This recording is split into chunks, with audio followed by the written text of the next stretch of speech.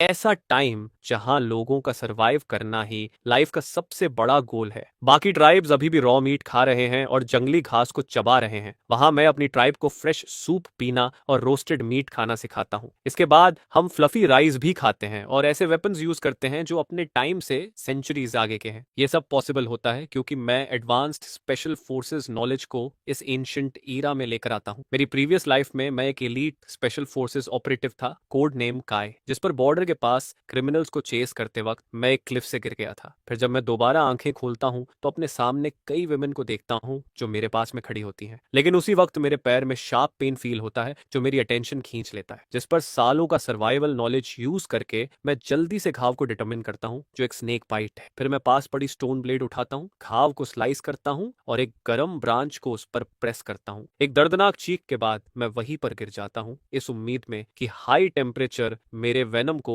Destroy कर दे। इसके बाद सर्वाइवल के लिए पूरी रात फाइट करने के बाद मैं एक वुमन के हाथ से मीट का एक पीस लेता हूँ और उसे फिनिश करने के बाद इशारों में उससे एक और मांगता हूँ, जिस पर ऑब्वियस आंसर नो होता है। इस छोटी सी ट्राइब में सिर्फ लोग ही हैं और डेली फूड लिमिटेड रहता है। अब विंटर आने वाला है इसलिए उन्हें खाना स्टॉक भी करना होता है। खाना पहले अडल्ट वर्कर्स के पास जाता है, जिस पर मुझे अपना खाना खुद ढूंढना पड़ता है। दिन ब दिन मौसम ठंडा होता जा रहा है और मुझे विंटर के लिए फूड स्टोर करने का कोई तरीका ढूंढना होता है। मुझे पता लगता है कि सबसे इजी मीट अभी फिश ही है। पास में ही फिश कलेक्ट करने की अपॉर्चुनिटी होती है, लेकिन ये ट्राइब फिश नहीं खाती, इसलिए उनके पास फिशिंग टूल्स ही नहीं होते, जिस पर मैं कुछ वाइन्स गैदर करता हूँ और फिश पकड़ने के लिए बास्केट बनाना शुरू करता हूँ। जल्द ही मैं केव एंट्रेंस पर वाइन्स का बड़ा बंडल लेकर लौटता हूँ और बास्केट क्राफ्ट करना शुरू करता हूँ। कई बच्चे आसपास इकट्ठे होकर क्यूरियोसिटी से मुझे देखते हैं। पास ही कुछ वुमेन धूप में घास सुखा रही होती हैं। तबीयत अचानक दूर से एक चीख हवा को चीरती है। चीफ थने और दो और लोग रन करते हुए आते हैं। हर एक के हाथ में मैसिव एक होता है। उसी टाइम एक टेरर बीक जो मीटर से भी ज्यादा लंबा था चीफ के पीछे चार्ज कर रहा था। मैंने तुरंत चिल्लाकर कहा, एग्स को फेंको, लेकिन कोई समझा नहीं। थाइन एग छोड़ने से मना कर देता है और टेरर बीक थेन को छोड़ने से मना कर देता है। कुछ ही मोमेंट्स में बर्ड पास पहुंच जाता है, एक खतरनाक स्ट्राइक, और थैन वहीं ऑन द स्पॉट निकल जाता है। बाकी दो आदमी ये देखकर तुरंत अपने एग्स फेंक देते हैं और जंगल की तरफ भागते हैं, ट्रीज पर चढ़कर सेफ हो जाते हैं। मेरे पास खड़े बच्चों ने इतना टेरिफाइंग सीन कभी नहीं देखा था। वो पैनिक में चिल्लाने लगते हैं। टेरर बीक अपना टारगेट खोकर वापस घूमता है और केव के पास बच्चों की तरफ चार्ज कर देता है। ये देखते ही मैं जल्दी से बच्चों को केव के अंदर ले जाता हूँ। अंदर की महिलाएं तेजी से एक बड़ा सा राउंड स्टोन रोल करके एंट्रेंस ब्लॉक कर देती हैं। टेरर बीक अंदर नहीं जा पाता तो वापस थेन की बॉडी की तरफ मुड़ता है और उसे खाना शुरू कर देता है। मैं एक डिसीजन लेता हूँ, इस बर्ड को मरना होगा। इसने ह्यूमन फ्लैश टेस्ट कर लिया है और ट्राइब की लोकेशन जान चुका है, वरना ट्राइब को कभी पीस नहीं मिलेगा। लेकिन मेरे पास वेपन्स नहीं है, डायरेक्ट फाइट इम्पॉसिबल है। फिर मेरी नजर बर्ड की लॉन्ग पावरफुल लेग्स पर जाती है। मेरी आंखें लाइट अप हो जाती हैं। मैं तुरंत प्रिपरेशन शुरू करता हूँ। पहले मैं 2 फिस्ट साइज्ड स्टोन्स ढूंढता हूँ। मैं अपनी वेस्ट पर लिपटी स्नेक स्किन निकालता हूँ और हर एंड पर एक स्टोन टाई कर देता हूँ। इस मेकशिफ्ट बोला के कंप्लीट होते ही मैं केव एंट्रेंस के एक गैप से बाहर स्लिप हो जाता हूँ। अंदर के लोग शॉक्ड हो जाते हैं। वो मुझे वापस पुल करना चाहते हैं, लेकिन उन्हें डर है कि टेरर बीक फिर अट्रैक्ट हो जाएगा। वो बस अंदर से एंग्जाइटी में देखते रह जाते हैं। मैं बुश में क्वाइटली छुपता हूँ, थोड़ा लो रह के आगे बढ़ता हूँ। मैं टेरर बीक से लगभग 5 से 600 मीटर्स दूर रुकता हूँ। बर्ड अभी भी अपना मील एंजॉय कर रहा था, अनअवेयर कि वो अब मेरा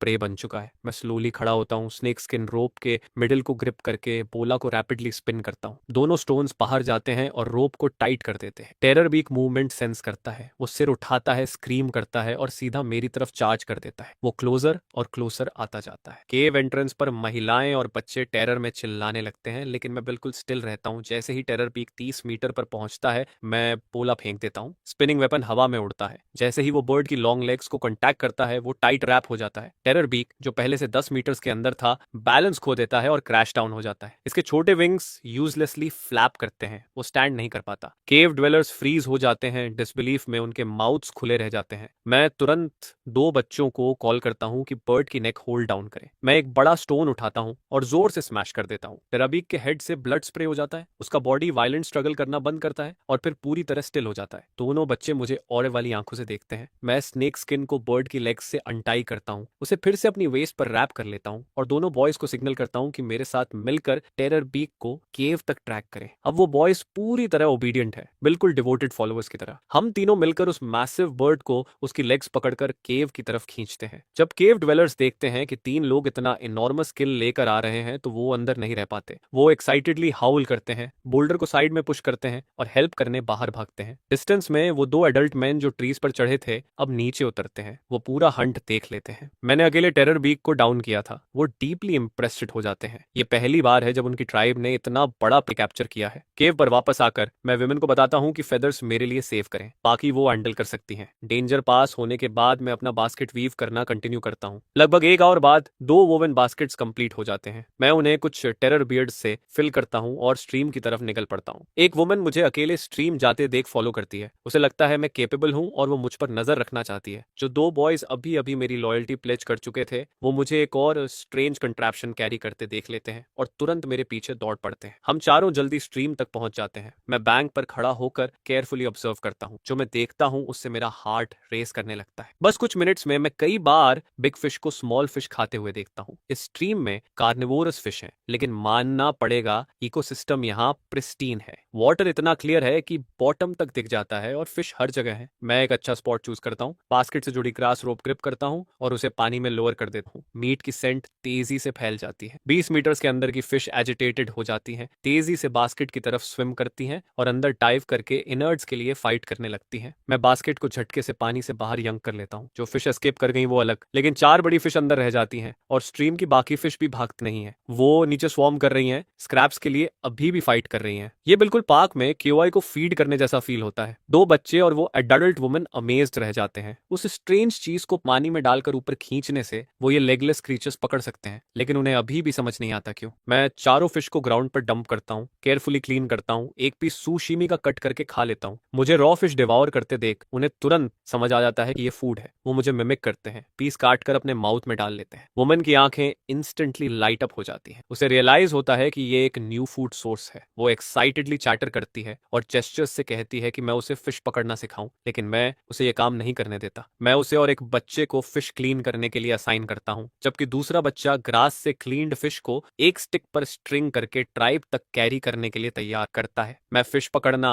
कंटिन्यू करता हूं। अब सारी फिश एक साथ गैदर हो रही हैं। मैं बस बैंक पर क्राउच करके बास्केट से स्कूप करता रहता हूं। ईच स्कूप के साथ अच्छा हॉल आता रहता है। हम चारों पूरा आफ्टरनून काम करते रहते हैं। एंड तक हम 200 से ज्यादा फिश पकड़ लेते हैं, जिसमें लार्जेस्ट करीब 10 पाउंड की होती है। 3 लोग इतना सारा वापस कैरी नहीं कर सकते, जिस पर हम एक चाइल्ड को और हेल्पर्स बुलाने भेजते हैं। फाइनली ग्रुप मिलकर ग्रैंड प्रोसेशन में अपनी कैच को केव की तरफ हॉल करता है। तब तक गैदरिंग और हंटिंग पार्टीज भी वापस आ चुकी होती हैं। प्रॉपर टूल्स न होने की वजह से एडल्ट्स सिर्फ स्मॉल गेम ही पकड़ पाते हैं, जैसे रैबिट्स, वाइल्ड चिकन्स और ऐसे ही। फिर चिल्ड्रन फिश उठाकर आते हैं, प्राउडली हाउलिंग करते हुए, और एडल्ट्स को अपनी कैच दिखाते हैं। चीफ की डेथ की वजह से एडल्ट्स का मूड डाउन था, लेकिन जब वे मेरा हॉल देखते हैं तो इंस्टेंटली चीयर अप हो जाते हैं। फेन की ट्रेजेडी जल्दी ही पीछे छूट जाती है। आज की हार्वेस्ट सॉर्ट करने के बाद सारे ट्राइब मेंबर्स केव के बाहर गैदर होते हैं। एंट्रेंस के सामने क्लियरिंग में लकड़ियों का बड़ा स्टैक लगाया जाता है। फेन का बॉडी उसके ऊपर रखा होता है। एक ओल्ड मैन जिसके हेड पर 2 रैम हॉर्न्स होते हैं फायर लाइट करता है। रोरिक फ्लेम्स जल्दी ही चीफ के बॉडी को कंज्यूम कर लेती हैं। फायर लाइट हर फेस पर डांस करती है। चिल्ड्रन रोस्टिंग मीट की स्मेल फील करते हैं और सलाइवा स्वॉलो करते रहते हैं। उन्हें कोई सैडनेस फील नहीं होती। एडल्ट्स अब न्यू फूड सोर्स मिलने से काम रहते हैं। इसी मौके पर मैं ट्राइब को ऑब्जर्व करता हूँ। ट्राइब में अभी टोटल 52 मेंबर्स होते हैं। 8 एडल्ट मैन, 15 एडल्ट वुमेन और बाकी अलग अलग एज के चिल्ड्रन होते हैं। जिस ओल्ड मैन ने फायर लाइट किया होता है वही ट्राइब का एल्डर है।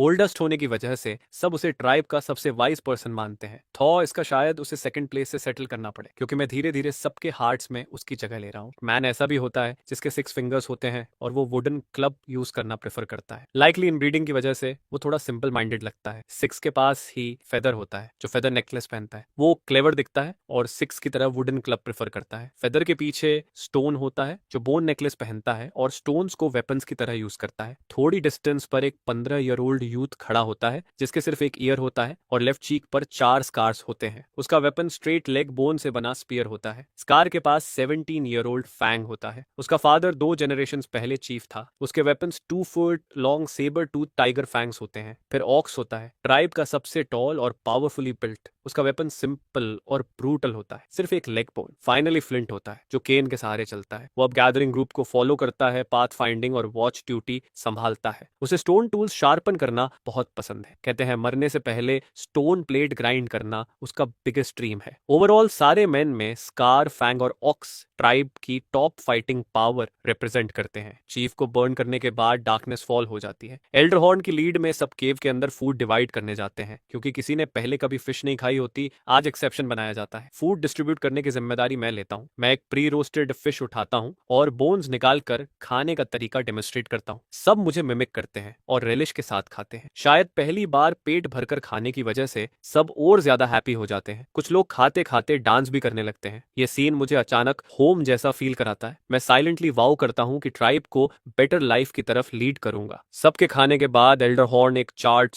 स्टिक लेता है और केव वॉल पर मेरी फिशिंग सीन रिकॉर्ड करता है। मीनवाइल मैं विमेन को बास्केट वीव करना सिखाता हूँ। मैं 2 ग्रास रोप्स ऐड करके उन्हें बैकपैक्स में कन्वर्ट कर देता हूँ। अब उन्हें फ्रूट्स और एनिमल हाइड्स कैरी करने के लिए हाथों की जरूरत नहीं रहती, जिससे गैदरिंग एफिशिएंसी काफी इंप्रूव हो जाती है। विमेन उन्हें इमीडिएटली लव करने लगती हैं, टर्न बाय टर्न पहनकर देखती हैं और उतारने का मन नहीं करता। फाइनली वे डिसाइड करती हैं कि कल और वाइन्स गैदर करेंगी ताकि अपने बैकपैक्स बना सके। ग्रैटिट्यूड दिखाने के लिए गैदरिंग टीम से 2 डियर हाइड्स सेलेक्ट करके मेरे हैंड्स में रख देती हैं। इस मोमेंट से मैं ट्राइब का पहला चाइल्ड बन जाता हूँ जो एनिमल हाइड पहनता है। बट मैं स्टिंजी नहीं होता। मैं एक हाइड रखता हूँ और दूसरी 2 और 3 ईयर ओल्ड चिल्ड्रन की मदर्स को दे देता हूँ ताकि वो अपने किड्स के लिए क्लोथ्स बना सके। चिल्ड्रन का इम्यून सिस्टम वीक होता है और प्रिमिटिव सोसाइटी में मेडिकल केयर न होने की वजह से सिंपल कोल्ड या फीवर भी फेटल हो सकता है। इसलिए एक डियर हाइड एक लाइफ के बराबर होता है। मुझे बिलीव है कि फ्यूचर में अगर मुझे उनकी हेल्प चाहिए होगी तो वे पीछे नहीं हटेंगी। नेक्स्ट मॉर्निंग मैं जल्दी वेकअप करता हूँ। सिंपल मिलिट्री एक्सरसाइजेस के बाद मुझे थर्स्टी फील होता है, लेकिन जब मैं स्टोन बेसिन देखता हूँ जहाँ सब साथ में वाटर ड्रिंक करते हैं तो मैं उससे पी नहीं पाता। वाटर होल्ड करने के लिए वेसल्स बनाने का टाइम आ जाता है। सून ट्राइब मेंबर्स केव से बाहर निकलते हैं चैटरिंग करते हुए, बट आज वे हंट के लिए रश नहीं करते। एल्डर हॉर्न सारे मैन को केव एंट्रेंस के क्लियरिंग में गैदर करता है। लगता है नया चीफ सेलेक्ट होने वाला है। मुझे रियलाइज होता है कि चीफ बनकर ही मैं सबको कमांड कर सकता हूँ, जिस पर मैं सिलेक्शन में ज्वाइन करता हूँ। सिलेक्शन मेथड सिंपल और ब्रूटल होता है। 2 मेन बिना वेपन्स फाइट करते हैं। स्ट्रॉन्गेस्ट नेक्स्ट चीफ बनता है। सून स्कार और ऑक्स विक्टोरियस निकलते हैं। उनकी फाइट देखकर मैं हेल्पलेसली हेड शेक करता हूँ। कोई टेक्निक नहीं होती, सिर्फ ब्रूट स्ट्रेंथ का कॉन्टेस्ट होता है। फिर स्कार और ऑक्स के बीच मैच होता है। 6 फुट 3 का ऑक्स आयरन टावर की तरह खड़ा रहता है। स्कार को अप्रोच समझ नहीं आती, लेकिन वो बैक डाउन नहीं करता। इंस्टेड वो स्क्रीम करता है और फर्स्ट अटैक लॉन्च करता है। लेकिन जैसे ही वो ऑक्स तक पहुंचता है, ऑक्स के मैसिव हैंड्स उसकी शोल्डर्स ग्रैप कर लेते हैं। स्कार रिएक्ट कर पाता उससे पहले ऑक्स उसे कई मीटर्स दूर हल कर देता है। वो थड के साथ ग्राउंड पर क्रैश करता है और कुछ टाइम तक उठ नहीं पाता। ऑक्स एक्साइटेड होकर चेस्ट बीट करता है। ट्राइब मेंबर्स एक्साइटमेंट में शाउट करते हैं और न्यू चीफ को अप्रूव करते हैं। तभी मैं कुछ स्टेप्स में उसके सामने वॉक करके आ जाता हूँ। वे स्टिल मी देखते रहते हैं। ऑक्स मुझे एक किड देखकर चैलेंज करता हुआ देखता है। वो चेस्ट बीट करता है और रोर करता है, लेकिन मैं बैक डाउन नहीं करता। मैं फाइटिंग स्टांस में उसके सामने स्टैंड करता हूँ। ऑक्स मुझे डाउन देखता है। मेरी आईज मुश्किल से उसके चेस्ट तक पहुंचती हैं। उसकी आईज कॉन्फिडेंस और कंटेम्प्ट से भरी होती हैं। वॉचिंग चिल्ड्रन मेरे लिए चीयर करते हैं, हाउलिंग एनकरेजमेंट के साथ। मैं हेजिटेट नहीं करता। मैं ऑक्स की तरफ रश करता हूँ। अपना लेफ्ट फुट उसके स्लाइटली बेंड थाई पर प्लांट करता हूँ और लीप करता हूँ। मेरा राइट नी जोर से ऑक्स के जॉ में ड्राइव करता है। कोई रिएक्ट कर पाए उससे पहले ऑक्स स्ट्रेट डाउन गिरता है, ग्राउंड पर रोल करता है और ग्रोन करता है। ट्राइब मेंबर्स इंस्टेंटली स्टन्ड रह जाते हैं। ऑक्स ट्राइब का स्ट्रॉन्गेस्ट वॉरियर होता है। इवन अगर वो हारता भी तो एक मूव में नहीं, और वो भी एक अंडर एज चाइल्ड से। एल्डर हॉर्न सडनली बहुत एक्साइटेड हो जाता है। एक बेसलेस बट पावरफुल फीलिंग उसके हार्ट में राइज करती है। अनाउंसमेंट करने से पहले ही ट्राइब मेंबर्स मुझे हाई लिफ्ट करके एयर में टॉस करने लगते हैं, न्यू चीफ के बर्थ को सेलिब्रेट करते हुए। जस्ट 2 डेज में मैं ट्राइब के लिए बहुत सारे मिरेकल्स लेकर आया होता हूँ। यही रिजल्ट सब चाहते थे। ऑक्स अब रिकवर कर चुका होता है और क्लियरली कन्विंस्ड नहीं होता। क्राउड की शॉक्ड क्राइज के बीच वो फिर से मेरी तरफ चार्ज करता है। ये देखकर मैं इमीडिएटली फ्लिप डाउन करता हूँ। जैसे ही ऑक्स रीच करता है, मैं उसकी 2 फिंगर्स ग्रैब करता हूँ और फोर्सफुली फॉरवर्ड यंक करता हूँ। फिर साइड स्टेप लेकर उसके पीछे सर्कल करता हूँ और उसके नी के बैक पर जोर से किक करता हूँ। ऑक्स फेस फर्स्ट ग्राउंड पर गिरता है। जितना वो स्ट्रगल करता है उतना पेन बढ़ता जाता है। लेस देन 2 मिनट्स में ऑक्स जैसा पावर हाउस भी मर्सी के लिए बेक करता है। टीयर्स ऑफ स्नॉट उसके फेस से फ्लो कर रहे होते हैं। फाइनली मैं सॉबिंग बिग गाय को रिलीज करता हूँ, अपने हैंड्स डस्ट ऑफ करता हूँ और केव के अंदर वॉक करता हूँ। क्राउड फिर इरप्ट करता है। चिल्ड्रन एक्साइटेडली सेलिब्रेट करते हैं पहली बार किसी अडल्ट को डिफीट करने पर। विमेन डिस्कस करती हैं कि वाइन्स कहाँ देखी थी और प्लान करती हैं कि टुनाइट मुझसे और बैकपैक्स वीव करना सीखेंगी। एल्डर हॉर्न कॉम्प्लेक्स एक्सप्रेशन के साथ केव को स्टेयर करता है, डीप थॉट में लॉस्ट। उसी मोमेंट मैं कंप्लीटली न्यू लुक में बाहर इमर्ज करता हूँ। मैं सिंपल डियर हाइट पहनता हूँ, मेरी jet black hair snake skin की स्ट्रिप से टाइट होती है। मैं क्लीन, शार्प और केपेबल दिखता हूँ। ये मेरा केयरफुली कंसिडर्ड न्यू स्टाइल होता है। कहते हैं ये अपीयरेंस एंशिएंट टाइम से चली आ रही है। अर्ली फार्मर्स अपने हेयर को बाइंड करना शुरू करते हैं क्योंकि लूज हेयर फील्ड वर्क में इनकन्वीनियंट होता है। ये एग्रीकल्चरल सिविलाइजेशन का एक इंपॉर्टेंट सिंबल बन जाता है। ट्राइब की स्टार स्ट्रक केजेस के बीच मैं क्राउड में वॉक करता हूँ और आज के टास्क असाइन करना शुरू करता हूँ। सबसे पहले मैं गैदरिंग टीम को रीऑर्गेनाइज करता हूँ। ट्राइब में अब 15 अडल्ट वुमेन होती हैं, उनमें से 6 प्रेग्नेंट होती हैं। रिमेनिंग 9 वुमेन प्लस फ्लिंट मिलाकर टोटल 10 लोग बनते हैं, लेकिन आज मैं सिर्फ 8 वीमेन को गैदरिंग के लिए भेजता हूँ। अब जब उनके पास बैकपैक्स हैं, उन्हें प्रोटेक्शन के लिए फ्लिंट की जरूरत नहीं रहती। ईच वुमन सेल्फ डिफेंस के लिए एक स्टिक कैरी कर सकती है। 6 प्रेग्नेंट वुमेन पीछे रुकती हैं, होम को वॉच करने और 2 और 3 ईयर ओल्ड बच्चों की केयर के लिए। ओल्डर चिल्ड्रन ग्रास गैदर करते हैं। रिमेनिंग वुमन 2 बॉयज को लेकर स्ट्रीम पर फिश कैच करने जाती है। अब हर किसी के पास काम होता है, लेकिन फ्लिंट को कोई असाइनमेंट नहीं मिला होता। वह थोड़ा डिजेक्टेड फील करता है। इस आदमी ने अपनी पूरी लाइफ स्टोन प्लेट ग्राइंड करने का वाव लिया होता है। मैं प्लान करता हूँ कि उससे पॉटरी बनवाऊं, लेकिन पॉटरी मेकिंग सिंपल नहीं होती, इसमें काफी प्रिपरेशन लगती है। इसलिए फिलहाल मैं उसे एक और काम असाइन करता हूँ। कल की फिश अभी ड्राइड नहीं हुई होती। सॉल्ट के बिना इस वेदर में वे जल्दी रॉट हो जाती हैं। स्मोक क्यूरिंग उन्हें सालों तक प्रिजर्व कर सकता है, जिस पर मैं फ्लिंट को प्रोसेस डेमोन्स्ट्रेट करता हूँ और फिर सारा काम उसी को सौंप देता हूँ। मीनवाइल मैं केव के सामने एक फ्लैट एरिया ढूंढता हूँ और किलन बनाने के लिए पिट टिक करना शुरू करता हूँ। किलन के 3 लेवल्स होते हैं, बॉटम ऐश रिमूवल और एयर फ्लो के लिए, मिडिल फायरवुड डालने के लिए और टॉप पॉटरी रखने के लिए होता है। 3 से 4 आवर्स के काम के बाद किलन फाइनली बन जाता है, लेकिन वेट किलन यूज नहीं किया जा सकता। मैं कल फिशिंग ट्रिप वाले 2 बॉयज को बुलाता हूँ और उन्हें हर लेवल में फायरवुड स्टैक करने को कहता हूँ ताकि बर्न किया जा सके। आफ्टरनून तक ये रेडी हो जाता है। सारे काम असाइन करने के बाद मैं पर्सनली स्ट्रीम पर क्ले सेलेक्ट करने जाता हूँ। मैं एक स्मूथ फ्लैट पेबल ढूंढता हूँ जिसे वर्क सरफेस की तरह यूज करता हूँ। क्ले को पाउंडिंग और नीडिंग करने के बाद मैं उसे शेप करता हूँ। जल्दी ही पहला स्मॉल वाटर जार बन जाता है, बॉटम से नैरो और टॉप से वाइड। सेम मेथड फॉलो करके मैं 3 और बनाता हूँ और उन्हें केव के पास ड्राई होने के लिए रख देता हूँ। इसके बाद सेवरल 2 हैंडल्ड कुकिंग पॉट्स बनते हैं, डजन्स ऑफ क्ले बोल्स और कुछ स्मॉल यूटेंसिल्स। ये आइटम्स ब्यूटीफुल होने जरूरी नहीं होते, बस फंक्शनल होने चाहिए। मुझे अभी भी श्योर नहीं होता कि फायरिंग के बाद कितने सर्वाइव करेंगे। जब आफ्टरनून आधी गुजर जाती है, मैं सारे हाफ ड्राइड पीसेस को किलन में रख देता हूँ। 2 बॉयज और फ्लिंट पास खड़े होकर इंटेंटली वॉच करते हैं। न्यू चीफ ने एक ही दिन में इतने क्ले वेसेस बनाए होते हैं, उन्हें नहीं पता कि ये वर्क करेंगे या नहीं। मैं उन्हें इग्नोर करता हूँ। मैं फायर पिट के पास बैठता हूँ, प्लेंटी फायरवुड ऐड करता हूँ और इवनिंग तक वहीं रहता हूँ। गैदरिंग और हंटिंग पर गए ट्राइब मेंबर्स एक एक करके रिटर्न करते हैं। विमेन की हार्वेस्ट अबंडेंट होती है। बैकपैक्स वाइल्ड फ्रूट्स और वाइन्स के लार्ज बंडल्स से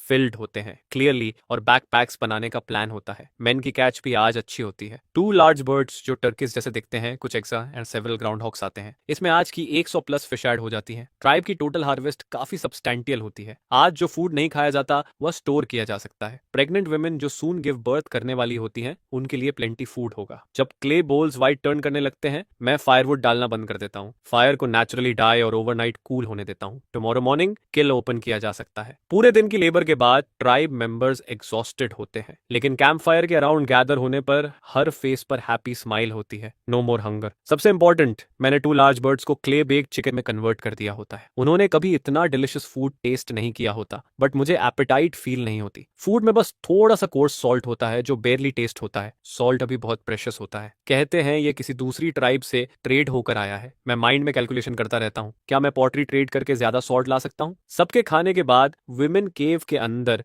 बास्केट्स वीव करने लौट जाती हैं। उन्हें रियलाइज हो चुका होता है कि बैकपैक्स ट्रूली यूजफुल हैं। टुडे गैदरिंग टीम में कम लोग होने के बावजूद उन्होंने पहले से ज्यादा कलेक्ट किया होता है। मैं सारे एनिमल हाइड्स डिस्ट्रीब्यूट करता हूँ। अब कई चिल्ड्रन ब्लैंकेट्स के नीचे टुगेदर हडल कर सकते हैं। नेक्स्ट मॉर्निंग मैं इमीडिएटली पॉटरी फायरिंग के रिजल्ट्स चेक चेक करता हूँ। फ्लिंट एल्डर हॉर्न के साथ दौड़ता हुआ आता है, नर्वसली चैटर करते हुए। मैं खुद भी एक्सट्रीमली नर्वस होता हूँ। मेरी सॉल्ट ट्रेडिंग प्लान और मीट सूप का ड्रीम सब इसी पर डिपेंड करता है। गोल्डन एग तोड़ने जैसी एंटिसिपेशन के साथ मैं किलन की डर्ट कवर हटाता हूँ और अंदर पीयर करता हूँ। सारे clay bowls vibrant terracotta red होते हैं और अनएक्सपेक्टेडली स्मूथ दिखते हैं। यह देखकर फ्लिंट एक बोल उठा लेता है और एक्साइटेडली उस पर हाथ फेरता है। फिर वह स्टंबल करता हुआ केव की तरफ भागता है। मोमेंट्स बाद वह वाटर से भरा बोल लेकर वापस आता है, जॉय में हाउलिंग करता हुआ, और ट्राइब को प्राउडली ये ब्यूटीफुल वाटर होल्डिंग वेसल दिखाता है। मैं स्माइल करता हूँ और पॉटरी निकालना कंटिन्यू करता हूँ। 4 कुकिंग पॉट्स और 4 स्मॉल वाटर जार्स परफेक्टली निकलते हैं। स्मूथ सर्फेसेस होती हैं बिना किसी क्रैक के। 8 स्पून्स में से सिर्फ 2 सर्वाइव करते हैं, बाकी मेल्ट होकर आपस में स्टिक हो जाते हैं। 20+ क्ले बोल्स में से सिर्फ 12 यूजेबल होती हैं। Piece after piece terracotta pottery kiln से बाहर आती है। ट्राइब मेंबर्स सिर्फ शॉक और एक्साइटमेंट फील करते हैं। फैंग और ऑक्स फास्टेस्ट मूव करते हैं। दोनों एक एक जार उठाते हैं और स्ट्रीम की तरफ रन करते हैं। सून वे वाटर से भरे जार्स लेकर रिटर्न करते हैं। एल्डर हॉर्न एक्साइटेड होता है लेकिन कंपोजर मेंटेन करता है। वह जेस्चर करके मुझसे पूछता है कि यह सब कैसे हुआ। आंसर देने से पहले ही कल के 2 हेल्पर्स ईगरली एक्सप्लेन करने लगते हैं, लेकिन मेरी मेन कंसर्न सॉल्ट ट्रेड को लेकर होती है। मैं ये क्वेश्चन एल्डर हॉर्न के सामने रखता हूँ। अनएक्सपेक्टेडली एल्डर हॉर्न मुझे ऐसे देखता है जैसे मैं कोई वेस्टफुल चाइल्ड हूँ। वह पॉटरी पीसेस की तरफ पॉइंट करता है, फिर ट्राइब के एडल्ट्स और चिल्ड्रन की तरफ, और उनकी लैंग्वेज में एक्सप्लेन करता है कि ये चीजें कितनी प्रेशियस है। जब मैं फाइनली समझता हूँ, मैं कंप्लीटली शॉक्ड होता हूँ। इवन एक सिंगल बोल ऑलमोस्ट अडल्ट बॉय या 2 गर्ल्स के बदले ट्रेड हो सकती है। वाटर जार्स और कुकिंग पॉट्स तो और भी ज्यादा वैल्यूएबल होते हैं। डिफरेंट ट्राइब्स के बीच water holding vessels extremely rare होती हैं। Lifetime stone plate grind करना नॉर्मल माना जाता है। मोर वेसल्स पाने के लिए कुछ ट्राइब्स बिना हेजिटेशन लोगों को ट्रेड कर देते हैं। वे सोचते हैं ज्यादा पीपल यूजलेस हैं और सिर्फ फूड कंज्यूम करते हैं, बट मैं बिलीव करता हूँ कि ज्यादा पीपल ज्यादा फूड ला सकते हैं और ट्राइब की फाइटिंग स्ट्रेंथ इंक्रीज कर सकते हैं। न्यू मेंबर्स ट्राइब में फ्रेश ब्लड लाते हैं। यह सोचकर मैं इमीडिएटली ट्रेडिंग मिशन असाइन करता हूँ। एल्डर हॉर्न और हंटिंग पार्टी के 7 मेंबर्स सेट आउट करते हैं। 1 वाटर जार, 1 कुकिंग पॉट और 3 क्ले बोल्स ट्रेड के लिए दिए जाते हैं। वाटर जार के बदले 2 एडल्ट वुमेन, कुकिंग पॉट के बदले 2 almost adult boys, 3 clay bowls precious salt crystals के बदले जो माउंटेन रॉक से कलेक्ट होती हैं। अगर सॉल्ट न मिले तो बोल्स गर्ल्स के बदले ट्रेड की जाए। इंस्ट्रक्शंस देने के बाद ग्रुप इमीडिएटली डिपार्ट करता है। मैं बाकी ट्राइब मेंबर्स को टास्क्स असाइन करना कंटिन्यू करता हूँ। ट्रेड वेस्ट की ट्राइब से होता है, माउंटेन और वैली क्रॉस करके। ग्रुप जल्दी डेस्टिनेशन रीच करता है। यह ट्राइब रिवर स्टोन ट्राइब से थोड़ी बड़ी होती है, करीब 80 से 90 पीपल। दोनों ट्राइब्स पहले भी ट्रेड कर चुकी होती हैं। एल्डर हॉर्न की ग्रुप को गुड्स के साथ आते देख दूसरी ट्राइब का चीफ पॉल्ट कैप ग्रीट करने बाहर आता है। शॉर्ट कॉन्वर्सेशन के बाद एल्डर हॉर्न बैकपैक से क्ले बोल निकालकर उसे देता है। सॉल्ट के बदले ट्रेड करने को कहा जाता है। बॉल्ट कैप की आईज इंस्टेंटली लाइट अप हो जाती हैं। क्ले बोल अंदर बाहर से स्मूथ होती है और स्टोन बेसिन से काफी लाइटर होती है। वह तुरंत 2 ट्राइब मेंबर्स को small bag of white crystals लाने भेजता है और एल्डर हॉर्न को देता है, बट एल्डर हॉर्न बैग को देखता है और हेड शेक करता है। हमें ज्यादा चाहिए और इस बार हम 2 एडल्ट वुमेन भी ट्रेड करना चाहते हैं। फिर वह ऑक्स को वाटर जार निकालने का सिग्नल देता है। बॉल्ट कैप स्टन रह जाता है। यह स्टोन बेसिन ह्यूज होती है, इसमें बहुत ज्यादा वाटर स्टोर हो सकता है, बट नेक्स्ट मोमेंट वह हेजिटेट करता है। ट्रेडिंग के लिए 2 औरतों को इतना बड़ा स्टोन बेसिन देकर लेना एक अच्छा डील लगता है, लेकिन अभी ऑटम का टाइम चल रहा होता है जो फूड कलेक्ट करने का सीजन माना जाता है, जिस पर एक इंसान कम होने का मतलब होता है कम हार्वेस्ट। इस बात पर थोड़ा सोचा जाता है, लेकिन आखिर में वो हल्की स्माइल के साथ एग्री कर जाता है, क्योंकि एक इंसान कम होने से कंजम्पशन भी कम होता है और यह उसे एक स्मार्ट डील फील होता है। इसके बाद 2 दुबली पतली औरतों को सामने लाया जाता है जो एडल्ट सिस्टर्स होती हैं। बड़ी बहन अपनी गोद में करीब 4 साल का छोटा बच्चा पकड़े रहती है। बच्चे की आंखें बंद होती हैं और उसका शरीर बिल्कुल शांत रहता है, जो देखकर साफ लगता है कि वो ठीक नहीं है। फिर कहा जाता है कि इन दोनों लोगों के बदले बड़ा स्टोन बेसिन मिलेगा और बच्चे को साथ में दे दिया जाएगा। यह सुनकर बाल्ट कैप हल्के से हाथ हिलाता है, जैसे जल्दी में उन्हें आगे बढ़ने का इशारा कर रहा हो, जिस पर एल्डर हॉर्न उन दोनों कमजोर औरतों को देखता है लेकिन कुछ नहीं कहता। इसके बाद वो स्टोन से कहता है कि बैकपैक से कुकिंग पॉट और बाकी क्ले बोल्स निकालो। फिर वो बोलता है कि अगर चाहिए तो ट्रेड कर सकते हो। चीफ बॉल्ट कैप पहले ही बड़ा जार ले चुका होता है। अब जब वो छोटा वाला देखता है तो उसे पसंद तो आता है, लेकिन वो इशारे से मना कर देता है। ये देखकर एल्डर हॉर्न को मेरे सुबह दिए गए इंस्ट्रक्शंस याद आते हैं, जिस पर वो वहीं पर डेमोन्स्ट्रेशन शुरू करता है। वो क्ले पॉट में मीट सूप बनाना शुरू करता है। थोड़ी ही देर में पॉट से एक अच्छी खुशबू फैलने लगती है, जिसे फील करते ही बाकी ट्राइब मेंबर्स का ध्यान उधर चला जाता है। उन्हें समझ आता है कि मीट इस तरह भी खाया जा सकता है, जिस पर चीफ बॉल्ट कैप जल्दी से एल्डर हॉर्न के हाथ से क्ले बोल लेता है। बोल में सूप और मीट के टुकड़े होते हैं। वो थोड़ा हेजिटेट करते हुए एक सिप लेता है और उसी पल उसका रिएक्शन बदल जाता है। सूप का टेस्ट उसे काफी अच्छा लगता है। ऊपर हल्की ऑयल की लेयर होती है और मीट सॉफ्ट और जूसी होता है, जिसे खाते ही उसका पूरा बॉडी अच्छा फील करता है। इसके बाद उसके मन में साफ हो जाता है कि ट्रेड करना सही रहेगा। अब बॉल्ड कैप ज्यादा ओपन हो जाता है। वो लोगों को सौंप देता है और अपने लोगों से नमक से भरा एक पैक मंगवाता है, जो ऑक्स का पूरा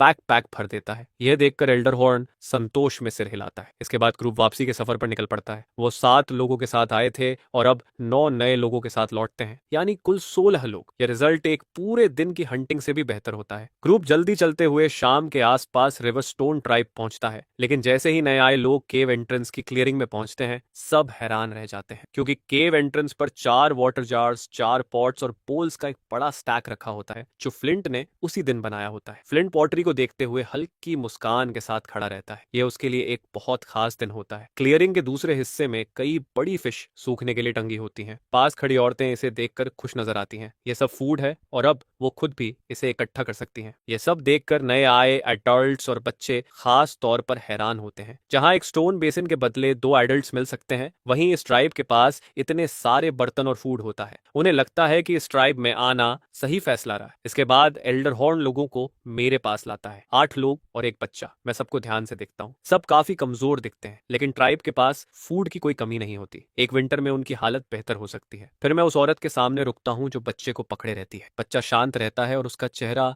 गर्म लगता है। मैं उसके माथे को टच करता हूँ, जो काफी गर्म होता है। यह फील करते ही मैं उन्हें केव के अंदर ले जाता हूँ। सबसे पहले मैं एक एनिमल हाइड लाकर माँ और बच्चे को उसमें रैप करता हूँ और फायर पिट के पास बैठाता हूँ, ताकि वो वार्म हो सके। इस दौरान मैं सोचता रहता हूँ कि बिना मेडिसिन के फीवर कैसे कम किया जाए। तब मुझे एक तरीका याद आता है, स्क्रैपिंग थेरेपी। ये सोचते ही मैं तैयारी शुरू करता हूँ। पहले क्लियर फिश सूप को आग पर रखता हूँ, फिर स्क्रैपिंग के लिए एक स्मूथ बोन ढूंढता हूँ। टेराबक की पीक का छोटा हिस्सा इसके लिए ठीक रहता है। औरत को समझ नहीं आता कि मैं क्या कर रहा हूँ। वो घबराई हुई होती है, क्योंकि उसका बच्चा पहले से कमजोर होता है। उसकी आंखों में आंसू आ जाते हैं। तब मैं उसके पास जाकर इशारे से समझाता हूँ कि मैं बच्चे की मदद करना चाहता हूँ। वो शब्द नहीं समझती, लेकिन मेरे व्यवहार से उसे भरोसा होता है। थोड़ी हिचक के बाद वो बच्चा मुझे दे देती है। मैं बोन के टुकड़े से बच्चे की स्किन पर हल्के स्क्रैप मार्क्स बनाता हूँ। बच्चा थोड़ी परेशानी में हिलता है, लेकिन कुछ देर बाद शांत हो जाता है। फिर मैं उसे वापस उसकी माँ को दे देता हूँ। इसके बाद मैं फिश सूप का बोल भरकर स्पून से बच्चे को पिलाता हूँ। बच्चा टेस्ट करते ही धीरे धीरे पीने लगता है। यह देखकर मुझे थोड़ी राहत मिलती है। अगर वो खा पा रहा है तो उम्मीद बाकी रहती है। कुछ समय बाद अगर फीवर कम हो जाए तो बच्चा सेफ रह सकता है। यह सोचकर औरत थोड़ी रिलैक्स करती है। उसे नहीं पता कि मैंने क्या किया, लेकिन यह समझ जाती है कि मैंने नुकसान नहीं पहुंचाया। जैसे ही वो रिलैक्स करती है, उसे अपनी भूख महसूस होती है। वो सूप की तरफ देखती है। यह देखकर मैं तुरंत उसके लिए भी फिश सूप का बोल निकाल देता हूँ। फिर मैं बच्चे को एनिमल हाइड में अच्छे से लपेटकर कुछ देर खुद संभालता हूँ। इस वक्त मेरे दिमाग में कई चिंताएं चलती हैं। यहाँ एक मामूली बीमारी भी खतरा बन सकती है। खाने की प्रॉब्लम तो अभी के लिए सॉल्व हो जाती है, लेकिन कपड़ों का सवाल अभी बाकी रहता है। ज्यादा हाइड्स इकट्ठा करने के लिए बड़े जानवर हंट करने पड़ेंगे, लेकिन अभी के वेपन्स उसके लिए सही नहीं है। आगे के हंट्स में मुझे खुद जाना होगा और बेटर वेपन्स के लिए मटेरियल ढूंढना होगा। कम से कम ट्रैप्स बनाना जरूरी होगा। मैं मन ही मन तय करता हूँ कि विंटर आने से पहले सबके पास कपड़े होंगे। सबके खाने के बाद बच्चा पसीने में भीगा हुआ जागता है। मैं उसे वापस उसकी माँ को दे देता हूँ। फिर मैं उसके बालों को बांधकर एक सिंपल सा टॉप नॉट बनाता हूँ और उसे एक नाम देता हूँ, स्प्राउट। ये देखकर औरत बहुत खुश होती है। नया ट्राइब चीफ न सिर्फ उसके बच्चे की मदद करता है, बल्कि उसे बाकी लोगों जैसा मानता है। इससे साफ होता है कि उन्हें एक्सेप्ट कर लिया गया है। इसके बाद मैं अपना इक्विपमेंट बनाना शुरू करता हूँ। मैं एक सीधी लकड़ी चुनता हूँ और टेरेक की लेग बोन से बना स्पीयर पॉइंट उसके सिरे पर लगाता हूँ। इस तरह एक सिंपल बोन स्पीयर तैयार होता है। फिर मैं टेराबीक की बीक के कुछ टुकड़े लेकर उन्हें ग्राइंड करता हूँ और एक छोटा नाइफ बनाता हूँ। बाकी मटेरियल मैं फ्लिंट को दे देता हूँ, ताकि वो भी अपना वेपन बना सके। फिलहाल इक्विपमेंट बस यही 2 चीजें होती हैं। अगली सुबह जब ट्राइब मेंबर्स जागते हैं तो मैं नए टास्क असाइन करता हूँ। फ्लिंट पॉटरी बनाता रहता है, ताकि हर किसी के पास बोल हो सके। अडल्ट वुमेन 2 टीम्स में बंट जाती हैं, एक वाइल्ड फ्रूट्स कलेक्ट करने के लिए और दूसरी फिश पकड़ने के लिए। बाकी बच्चे पास रहकर हेल्प करते हैं। हंट को मैं खुद लीड करता हूँ। हंटिंग पार्टी में मेरे साथ चर्प और स्किप और नए आए ब्रदर्स रीड और ब्रुक होते हैं। कुल मिलाकर 11 लोग बनते हैं। सूरज निकलते ही हम फॉरेस्ट की तरफ बढ़ते हैं। फॉरेस्ट में पहुंचते ही हंटिंग पार्टी फैल जाती है। हर अडल्ट अलग अलग हंट करता है। मैं अपने अपने 4 यंग फॉलोअर्स को साथ रखता हूँ जो बैकपैक्स और ग्रास रोप कैरी करते हैं। इस फॉरेस्ट के ज्यादातर ट्रीज पर नट्स होते हैं। पेड़ काफी ऊंचे और मोटे होते हैं जिनके साथ मैं कुछ नहीं कर पाता। जमीन पर नट्स बिखरे रहते हैं। दूर कुछ बड़े बर्ड्स जमीन पर फूड ढूंढते दिखते हैं, लेकिन इस रूट पर मैं सिर्फ ऑब्जर्व करता हूँ। मैं किसी एनिमल पर अटैक नहीं करता क्योंकि एक अच्छे हंटर के लिए पहले एरिया को समझना जरूरी होता है। कुछ देर बाद मुझे वाइल्ड बोर के ट्रैक्स मिलते हैं। फुटप्रिंट्स देखकर लगता है कि ये ग्रुप में होते हैं और उनकी गहराई देखकर वेट काफी ज्यादा फील होता है। मैं सावधानी से उसी डायरेक्शन में आगे बढ़ता हूँ। आखिरकार जब मैं एक रिज पार करता हूँ तो मेरी आंखें चमक उठती हैं। सामने वैली में एक साफ स्ट्रीम बहती दिखती है। वेस्ट की तरफ डेंस रीड्स होते हैं और वहां कई थंडर बार्स पानी पीते नजर आते हैं, जो साफ दिखाता है कि ये एक पूरा फैमिली ग्रुप है। मैन मेल शायद करीब 1500 पाउंड का होता है। उसके पीछे 3 फीमेल और 1 दर्जन से ज्यादा छोटे पिगलेट्स चलते हैं जो डोमेस्टिक पिग्स जितने साइज के होते हैं। ऐसे में सीधे चार्ज करना मतलब सीधा सुसाइड होता है, जिस पर मुझे ट्रैप सेट करने का प्लान बनाना पड़ता है। मैं क्वाइटली पीछे हटता हूँ, जमीन के काफी करीब रहते हुए फॉरेस्ट की तरफ वापस जाता हूँ। मेरे यंग फॉलोअर्स पूरी तरह टेरिफाइड होते हैं क्योंकि उन्होंने कभी इतना बड़ा प्रे नहीं देखा होता है। मैं उन पर बिल्कुल रिलाई नहीं करता और अकेले ही ट्रैप्स सेट करना शुरू करता हूँ। ग्रास रोप और बोर्ड ट्रैक्स का इस्तेमाल करके मैं कई फिगर 6 स्नेयर्स बनाता हूँ जिनका दूसरा सिरा सीधे बड़े ट्रीज से बांध देता हूँ। जैसे ही कोई हूफ उसमें फंसता है, स्नेयर अपने आप टाइट होने लगता है और जितना ज्यादा वो स्ट्रगल करता है उतना ही टाइट होता जाता है। सेफ्टी के लिए मैं बच्चों को ट्रीज पर चढ़ा देता हूँ। अब बस मुझे बोर हर्ट को वापस इसी डायरेक्शन में मोड़ना होता है। इसके बाद मैं क्वाइटली स्ट्रीम के दूसरी साइड घूमता हूँ, खुद को मड से कवर करता हूँ, 2 ब्रांचेस हाथ में उठाता हूँ और अचानक बुशेस के पीछे से जोर से चिल्लाते हुए बाहर कूदता हूँ। बोर हर्ट ने ऐसा क्रीचर पहले कभी नहीं देखा होता है जिस पर वो तुरंत फॉरेस्ट की तरफ भागते हैं। मैं पीछे से दौड़ते हुए चिल्लाता रहता हूँ। थोड़ी ही देर में आगे से एगनाइज्ड स्क्वील सुनाई देने लगती हैं। जब मैं ट्रैप एरिया तक पहुंचता हूँ तो लीड मेल और एक एडल्ट फीमेल जमीन पर गिरे होते हैं। ग्रास रोप ज्यादा देर तक होल्ड नहीं कर पाएगा। यह देखकर मैं केयरफुली बोन स्पीयर लेकर आगे बढ़ता हूँ। परफेक्ट टाइमिंग के साथ मैं उसका मुंह खुला देखते ही स्पीयर को पूरी ताकत से अंदर थ्रस्ट करता हूँ। शार्प बोन स्पीयर सीधे उसकी गर्दन के पीछे तक पियर्स कर जाता है और ब्लड ऐसे स्प्रे करता है जैसे फ्री बह रहा हो। कुछ ही मोमेंट्स में 1500 पाउंड का बीस्ट कोलैप्स कर जाता है और उसका बॉडी कभी कभी ट्विच करता रहता है। तब जाकर मैं एक लंबी राहत की सांस लेता हूँ। लेकिन इसके तुरंत बाद एक प्रॉब्लम सामने आती है। 5 बच्चे इस मैसिव बोर को वापस कैसे लेकर जाएंगे? पास में स्ट्रगल कर रहे एसए को देखकर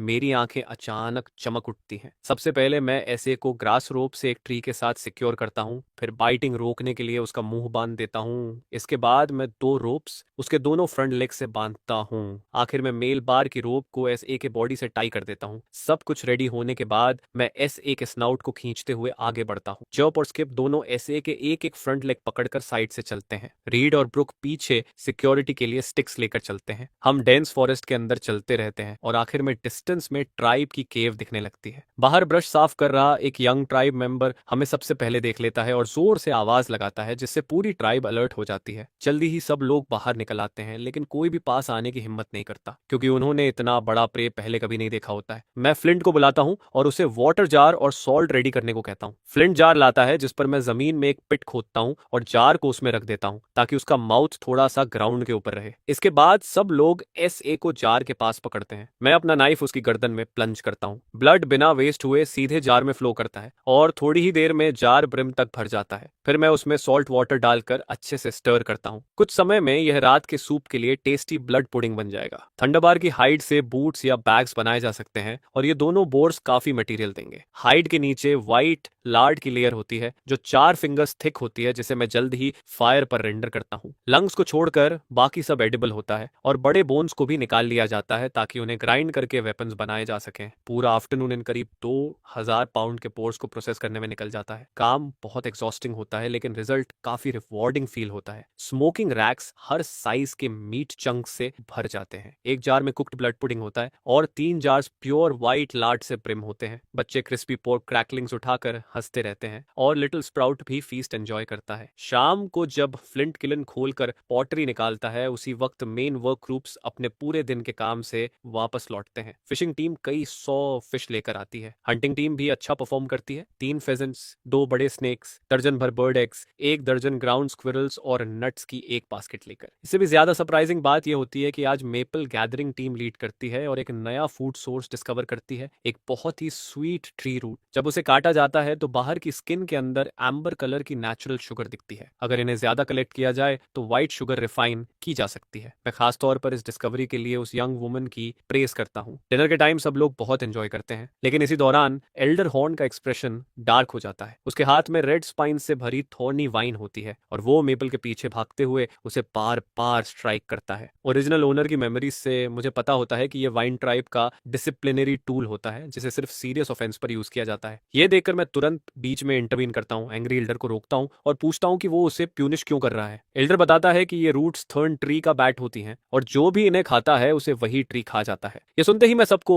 रूट्स खाना तुरंत स्टॉप करने को कहता हूँ। ऐसा इसलिए नहीं कि मैं एल्डर की बात पर पूरी तरह बिलीव करता हूँ, बल्कि इसलिए कि मुझे डर होता है कि ये रूट्स पॉइजनस या एडिक्टिव हो सकती हैं। इस इंसिडेंट की वजह से मैं पूरी रात अलर्ट रहता हूँ और अपने बॉडी में किसी भी चेंज को केयरफुली मॉनिटर करता हूँ। लकी कुछ भी नहीं होता। सुबह डे लाइट आने पर लोग बाहर निकलते हैं और मैं दिन के काम ऑर्गेनाइज करना शुरू करता हूँ। सब कुछ नॉर्मली चलता है, बस एक चेंज होता है। स्प्राउट और उसकी माँ फिशिंग टीम के साथ जाते हैं और मैं 4 यंगर बॉयज को गैदरिंग टीम के साथ ले जाता हूँ। मेरा एम उस थॉर्न ट्री को इन्वेस्टिगेट करना होता है जिसका मेंशन एल्डर हॉर्न ने किया था। ट्री की लोकेशन केव के पीछे पहाड़ के अंदर गहराई में होती है। इस माउंटेन पर टॉल ट्रीज कम होते हैं, लेकिन श्रब्स बहुत डेंस होते हैं और फ्रूट ट्रीज काफी होते हैं। रास्ते में मुझे एक एक्साइटिंग डिस्कवरी होती है, वही चिली पेपर्स जिनकी मुझे काफी टाइम से तलाश थी। ब्राइट रेड पैच श्रब्स के बीच छिपा होता है। ट्राइब मेंबर्स इन्हें नहीं खाते क्योंकि इनका बहुत स्पाइसी टेस्ट उन्हें लगता है कि ये एडिबल नहीं है। मैं तुरंत अपने 4 कंपेनियंस को इंस्ट्रक्शन देता हूँ कि आज सिर्फ चिली पेपर्स हार्वेस्ट करो। इसके बाद मैं गैदरिंग टीम के साथ आगे बढ़ता हूँ। एक रिज क्रॉस करने के बाद सामने एक बेसिन दिखाई देता है। चारों तरफ ग्रीनिश टिंट वाली एनिमल बोन्स बिखरी होती हैं जो मांस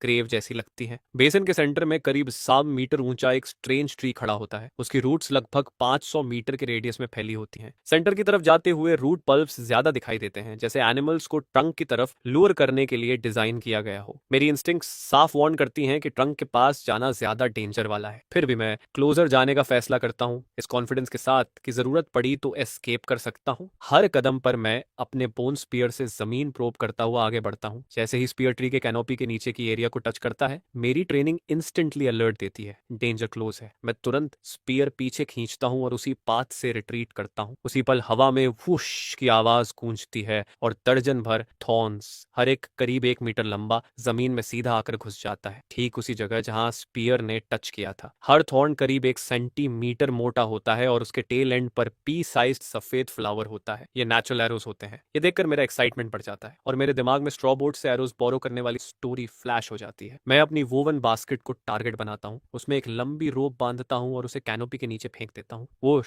वोश वोश, और तुरंत दर्जन भर थॉर्न्स बास्केट में एम्बेड हो जाते हैं। इस प्रोसेस को रिपीट करके मैं जल्दी ही डेविल थॉर्न्स के 2 बड़े बंडल्स कलेक्ट कर लेता हूँ। जाने से पहले मैं औरतों को इंस्ट्रक्ट करता हूँ कि रूट्स एडिबल हैं, लेकिन सिर्फ आउटर एरिया से ही कलेक्ट करनी है। वापसी के रास्ते में मैं फॉरेस्ट से थॉर्न ट्री के करीब 100 सैपलिंग्स कलेक्ट करता हूँ। ये सैपलिंग्स करीब 3 सेंटीमीटर मोटी और बिल्कुल स्ट्रेट होती हैं, जो स्पीयर्स के लिए परफेक्ट मटेरियल बनती हैं। मैं अपने 4 कंपेनियंस को चिली पेपर्स से बुलाता हूँ और हम पांचों मिलकर ये सैपलिंग्स उठाकर ट्राइब वापस आते हैं। ट्राइब पहुंचते ही बच्चे क्यूरियस होकर मेरे आसपास इकट्ठा हो जाते हैं और जो मैं लाया हूं उसे देखते हैं, लेकिन प्रेग्नेंट वुमेन की नजर में ये सारी चीजें फिलहाल यूजलेस लगती हैं। पेपर्स एडिबल नहीं होते और स्टिक्स भी इतनी मोटी नहीं होती कि किसी प्रे को मार सके, लेकिन फिर भी इससे मेरा एंथुजियाज्म बिल्कुल भी कम नहीं होता। बचे हुए टाइम में मैं पूरा फोकस अपने इक्विपमेंट अपग्रेड करने में लगाता हूँ। पील्ड डेविल थॉर्न्स की टेक्सचर काफी फाइन और हार्ड होती है और उनका डायमीटर सिगरेट जैसा होता है। अगर इन्हें एरोज में बनाया जाए तो ये हेवी एरोज बनते हैं। इससे रेंज थोड़ी अफेक्ट होती है, लेकिन इनकी पेनिट्रेटिंग पावर काफी फॉर्मिडेबल फील होती है। 3 मिलीमीटर थिक सप्लिंग्स अपनी हार्डवुड की वजह से सीधे यूज नहीं हो सकते, इसलिए उनकी सरफेस को पहले कार्बनाइज करना पड़ता है और फिर शार्प पॉइंट में शेप देना पड़ता है। ऐसा करने के बाद ये हंटिंग के लिए डेफिनेटली अच्छे से काम करते हैं। नेचुरली स्पीयर टिप्स शार्पन करने का काम चारों यंगर बॉयज को दिया जाता है। धीरे धीरे ट्राइब का हर मेंबर इन नए व्हाइट शाफ्ट स्पीयर से इक्विप्ड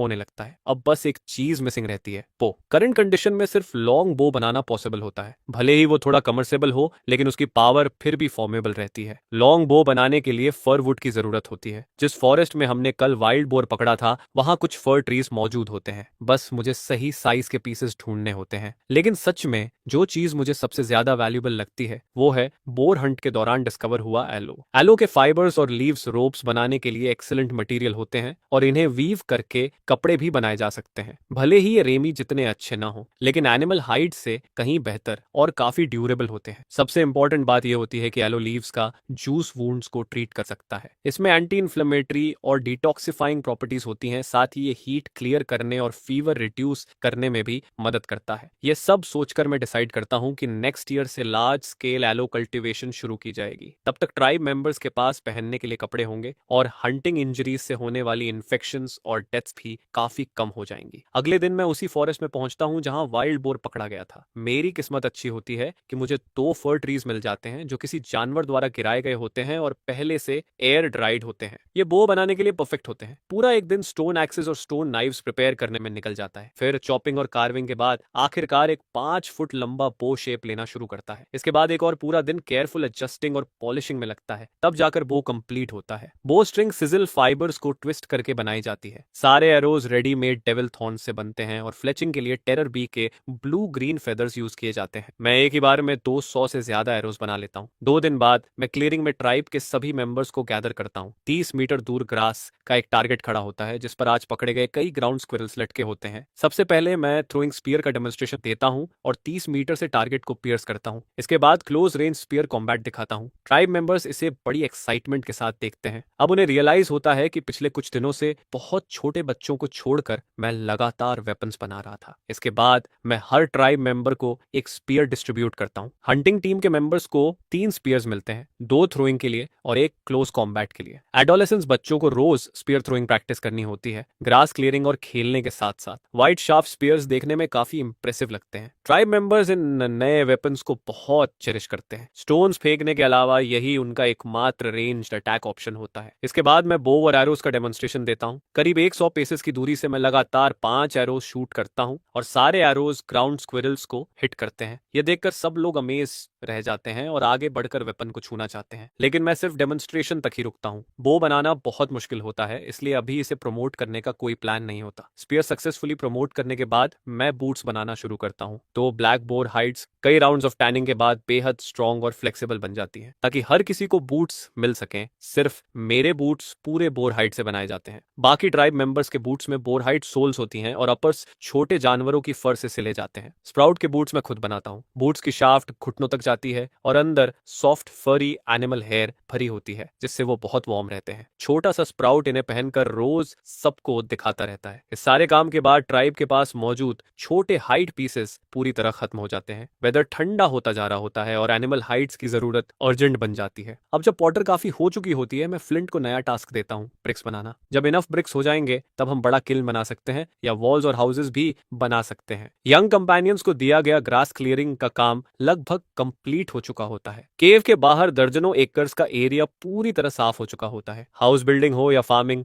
जमीन रेडी होती है, बस अभी सूटेबल सीड्स की कमी होती है। फिलहाल हम सिर्फ चिली पेपर्स ही प्लांट कर सकते हैं। च्योल एक पेरेनियल प्लांट होता है। मैं प्लान करता हूँ कि इसे बैक माउंटेन पर लगाया जाए और साल में एक बार हार्वेस्ट किया जाए। इन लॉन्ग टर्म टास्क को अरेंज करने के बाद मैं डिसाइड करता हूँ कि अब और दूर ट्रैवल करके लार्ज हर्बीवोर्स की तलाश की जाए। जर्नी के लिए जरूरी सारा इक्विपमेंट ऑलरेडी प्रिपेयर किया जा चुका होता है, वेपन्स, फूड और सप्लाईज। ट्राइब मेंबर्स को ब्रीफ करने के बाद मैं अपना वोवन बास्केट उठाता हूँ और निकल पड़ता हूँ। एल्डरहॉर्न के फेस पर डीप कंसर्न साफ दिखता है। उसने कभी किसी को केव के बाहर रात सर्वाइव करते नहीं देखा होता है। हर्बीवोर्स आमतौर पर ग्रास लैंड्स में रहते हैं, इसलिए सबसे पहले मुझे इस एंडलेस फॉरेस्ट से बाहर निकलना होता है। पूरी सुबह चलने के बाद ट्रीज धीरे धीरे छोटे होने लगते हैं। यह देखकर मुझे अच्छा लगता है क्योंकि ये साइन होता है कि फॉरेस्ट खत्म होने वाला है। मॉर्निंग की जर्नी मुझे बहुत थर्स्टी कर देती है। मैं एक रिवर के पास पहुंचता हूँ और पानी पीने के लिए झुकता हूँ। जैसे ही मैं क्ले बोल निकालकर पानी भरने लगता हूँ, रिवर की शांत सरफेस अचानक इरप्ट हो जाती है। एक मैसिव क्रीचर बाहर निकलता है। उसके खुले हुए मुंह में सेरेटेड टीथ दिखाई देते हैं और वो सीधा मुझ पर अटैक करता है। मैं तुरंत मुड़ता हूँ और वाटर बीस्ट मेरे वोवन बास्केट को काट लेता है। उसका मुंह बास्केट में फंस जाता है। वो ना तो उसे थूक पाता है और ना ही काट पाता है, बस वो अपना सिर जोर जोर से हिलाने लगता है। मैं पानी में घसीटा जाता हूँ, कभी लेफ्ट कभी राइट। इस क्रिटिकल मोमेंट में मैं स्ट्रगल करते हुए अपने पूट से बर्ड बीक टैगर निकालता हूँ और बास्केट की एक स्ट्रैप काट काट देता हूँ। इससे मुझे घूमने का मौका मिलता है। एक हाथ से मैं बाकी स्ट्रैप को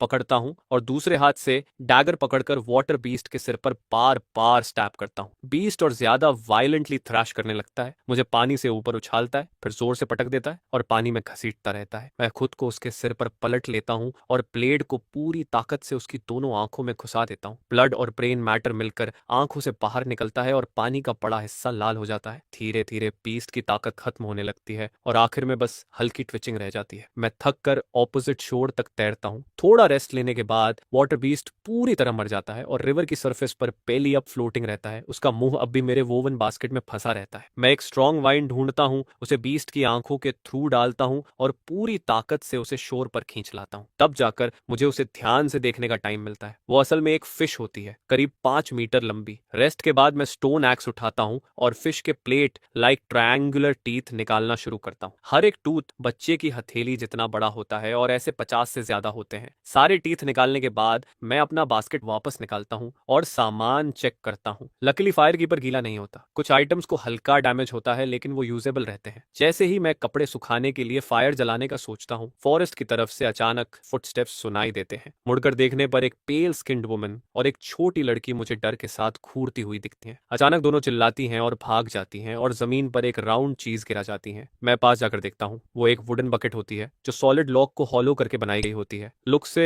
साफ होता है कि वो पानी भरने आई थी, अब बकेट गिराकर भाग चुकी होती है। मुझे लगता है कि वो जल्द ही दूसरों को लेकर वापस आएंगी और सच में थोड़ी ही देर में वही औरत कई ट्राइब मेंबर्स के साथ वापस आती है। वो सफेद एनिमल हाइड रोब्स पहने होते हैं और उनकी स्किन इतनी पेल होती है कि पाउडर्ड लगती है। पूरा ग्रुप मेरे पीछे पड़ी जायंट फिश को देखकर हैरान रह जाता है। एक आदमी जो शायद उनका चीफ होता है मुझसे आई कांटेक्ट करता है और वुडन बकेट की तरफ इशारा करता है। उसी पल मैं सब समझ जाता हूँ। मैं अपने स्पीयर से बकेट को उठाता हूँ और चीफ की तरफ बढ़ाकर उसे दे देता हूँ। चीफ बकेट ले लेता है और कुछ ऐसी आवाज में बोलता रहता है जो मुझे समझ नहीं आती। फिर वो मेरे पीछे पड़े जायंट फिश की तरफ इशारा करता है, जिसे सुनकर भले ही वर्ड्स क्लियर नहीं होते लेकिन मीनिंग साफ फील होने लगता है। ये देखकर मैं थोड़ा साइड में हट जाता हूँ और फिश को पूरी तरह रिवील करता हूँ, जिस पर पूरा ग्रुप तुरंत दौड़ कर आता है और उस जायंट फिश पर जोर जोर से मारना शुरू कर देता है। कई औरतें तो यह देखकर रो भी पड़ती हैं। आगे खड़ा मैन मुस्कुराता है, अपनी छाती पर मुक्का मारता है और फिर अपनी फिस्ट मेरी तरफ बढ़ाता है। मैं थोड़ा कंफ्यूज हो जाता हूँ लेकिन उसके फेस पर फ्रेंडली स्माइल देखकर लगता है कि ये फाइट का चैलेंज नहीं है। थोड़ी हेजिटेशन के बाद मैं भी उसकी फिस्ट से फिस्ट बम्प कर देता हूँ। ये होते ही वो जोर से हंसता है, मुझे वार्मली गले लगाता है और फिर बिना किसी शेयर्ड लैंग्वेज के भी मुझसे बातें करने लगता है, जेस्चर्स और एक्सप्रेशंस के साथ। यही मुझे फील होता है कि एक्सप्रेशंस और बॉडी लैंग्वेज से भी कम्युनिकेशन पॉसिबल है। फिर मैं उसे इशारों में बताता हूँ कि मैं नदी के उस पार से आया हूँ और ऐसे जानवर ढूंढ रहा हूँ जिनके सिर पर हॉर्न्स होते हैं। यह सुनकर वो समझते हुए सिर हिलाता है और बताता है कि उसके ट्राइब के कई लोग इसी फिश द्वारा खा लिए गए थे। इसके जवाब में वो मुझे थैंक्स देने के लिए अपने ट्राइब में गेस्ट बनकर आने का इनवाइट देता है। इवनिंग पास आ रही होती है और दोनों ट्राइब्स ज्यादा दूर नहीं होते, जिस पर फ्यूचर में ट्रेड करने की पॉसिबिलिटी भी दिखती है। यह सोचकर मैं इनविटेशन एक्सेप्ट कर लेता हूँ। फिर मैं इशारे से कहता हूँ कि वो फिश ले सकते हैं क्योंकि यह एडिबल है। यह सुनकर वो मैन हैरान हो जाता है क्योंकि उनके एक्सपीरियंस में फिश इंसानों को खाती है, इंसान फिश को नहीं। फिर भी वो अग्री कर जाता है। फिश काफी बड़ी होती है इसलिए उसे पीसेस में काट कर ही ले जाना पॉसिबल होता है। मैं अपना काम कंटिन्यू रखता हूँ। सिल्वर कलर की फिश स्किन करीब 4 मीटर लंबी और 3.5 मीटर चौड़ी होती है। वो स्मूथ इलास्टिक होती है और सबसे इंपॉर्टेंट बात, पूरी तरह वाटरप्रूफ होती है, जिस पर मैं डिसाइसिवली इसे अपने पास रख लेता हूँ। बाकी फिश मीट को क्लीन करके बड़े बड़े पीसेस में काट दिया जाता है ताकि कैरी किया जा सके। ट्राइब फॉरेस्ट के अंदर स्थित होता है। सिर्फ 10 मिनट चलने के बाद हम एक मैसिव ट्री हॉलो तक पहुंच जाते हैं। अंदर का स्पेस करीब 100 स्क्वायर मीटर का होता है। भले ही जगह छोटी हो लेकिन उनकी जरूरतों के लिए काफी होती है क्योंकि पॉपुलेशन बहुत कम होती है। टोटल सिर्फ 14 एडल्ट्स होते हैं और बच्चों को मिलाकर कुल 32 लोग। मैं इस ट्राइब को ट्री हॉलो ट्राइब कहता हूँ। उनकी पेल स्किन इसीलिए होती है क्योंकि उन्होंने पूरी जिंदगी इसी डार्क फॉरेस्ट में बिताई होती है। ट्राइब का एल्डर ईस्ट की तरफ इशारा करता है और बताता है कि शैडो फॉरेस्ट के उस पार क्लाउड्स जैसे पहाड़ खड़े हैं। उस माउंटेन पर ऐसे क्रीचर्स रहते हैं जिनके सिर पर 2 शार्प हॉर्न्स होते हैं। वो हवा की तरह तेज दौड़ते हैं और कोई भी उन्हें पकड़ नहीं पाता। उसकी डिस्क्रिप्शन सुनकर मैं गेस करता हूँ कि वो बड़े एंटीलोप्स जैसे जानवर होंगे। उनका पीछा करना बेकार होता लेकिन ट्रैप्स पहले से सेट किए जा सकते हैं। इस मोमेंट पर मुझे खुद पर काफी कॉन्फिडेंस फील होता है। हालांकि टिम्बर और एल्डर बाग को मुझसे ज्यादा उम्मीद नहीं होती। एल्डर की बात खत्म होते ही टिम्बर मुझे अपने कपड़े ऑफर करता है। ये जायंट हेयर्स की हाइड से बने होते हैं जो आधे मीटर से भी लंबे क्रीचर्स होते हैं। ये हेयर्स फॉरेस्ट में मॉस और मशरूम्स खाते हैं और शैडो फॉरेस्ट में इनकी अबंडेंस होती है। ये सुनते ही मेरी आंखें चमक उठती हैं। हेयर्स बहुत यूजफुल क्रीचर्स होते हैं। रैट्स की तरह ये तेजी से ब्रीड करते हैं, अक्सर एक बार में 5 या उससे ज्यादा बच्चे पैदा करते हैं। यंग हेयर्स सिर्फ 4 महीने में मैच्योर हो जाते हैं और हर 2 महीने में फिर ब्रीड कर सकते हैं। अगर मैं 2 एडल्ट पेयर्स वापस ले जाकर डोमेस्टिकेट कर लूं तो 1 साल में ही सैकड़ों हो जाएंगे। तब पूरी ट्राइब को क्लोथिंग की कमी नहीं होगी और हेयर मीट एक इंपॉर्टेंट फूड सोर्स बन जाएगा। डिनर के बाद टिम्बर बताता है कि वो हंटिंग पर जा रहा है और मुझसे पूछता है कि क्या मैं ज्वाइन करना चाहता हूँ। मैं थोड़ी देर के लिए सरप्राइज्ड होता हूँ, लेकिन हेयर्स नॉक्टर्नल एनिमल्स होते हैं, इसलिए नाइट हंटिंग बिल्कुल लॉजिकल लगती है और मैं अग्री कर जाता हूँ। डेस्टिनेशन पर पहुंचकर मैं हंट में पार्टिसिपेट नहीं करता, बल्कि साइड में छुपकर ऑब्जर्व करता हूँ कि वो हेयर्स कैसे पकड़ते हैं। टिम्बर अपने लोगों को मशरूम्स कलेक्ट करने को कहता है और उन्हें आयरन ओक ट्री के नीचे रख देता है। फिर पूरा ग्रुप पास में छुप जाता है। थोड़ी ही देर में एक मोटा सा हेयर कूदता हुआ आता है और आसपास अलर्ट होकर देखता है। कुछ भी सस्पिशियस न लगने पर वो मशरूम्स की तरफ धीरे धीरे बढ़ता है। उसी पल टिम्बर और बाकी लोग डेंस ट्विग्स वाली ब्रांचेस लेकर बाहर निकलते हैं। वो जल्दी से हेयर को इमोबिलाइज कर देते हैं और वुडन स्पाइक से उसे खत्म कर देते हैं। ये एनसर्कलमेंट हंटिंग होती है और वो हेयर को ऑलमोस्ट अलाइव पकड़ लेते हैं। ये देखकर मेरे मन में तुरंत ट्रेड का थॉट आता है। अगर ये मेरी हेल्प कर सकें तो कितना अच्छा होगा। हम दूसरी जगह जाते हैं और फिर से मशरूम सेट करते हैं। इस बार मैं अपनी स्किल्स दिखाने का फैसला करता हूँ। मैं लॉन्ग बो निकालता हूँ और एक एरो रेडी करता हूँ। टिम्बर कंफ्यूज्ड होकर देखता है, उसे समझ नहीं आता कि ये क्या चीज है। तभी एक और हेयर कॉशियसली दिखाई देता है जो अभी मशरूम से 10 मीटर दूर होता है। टिम्बर मुझे खींच कर इशारा करता है कि साथ में रश करें, लेकिन मैं उसे इग्नोर करता हूँ। इसके बजाय मैं बो ड्रॉ करता हूँ, एरो सेट करता हूँ और वूश,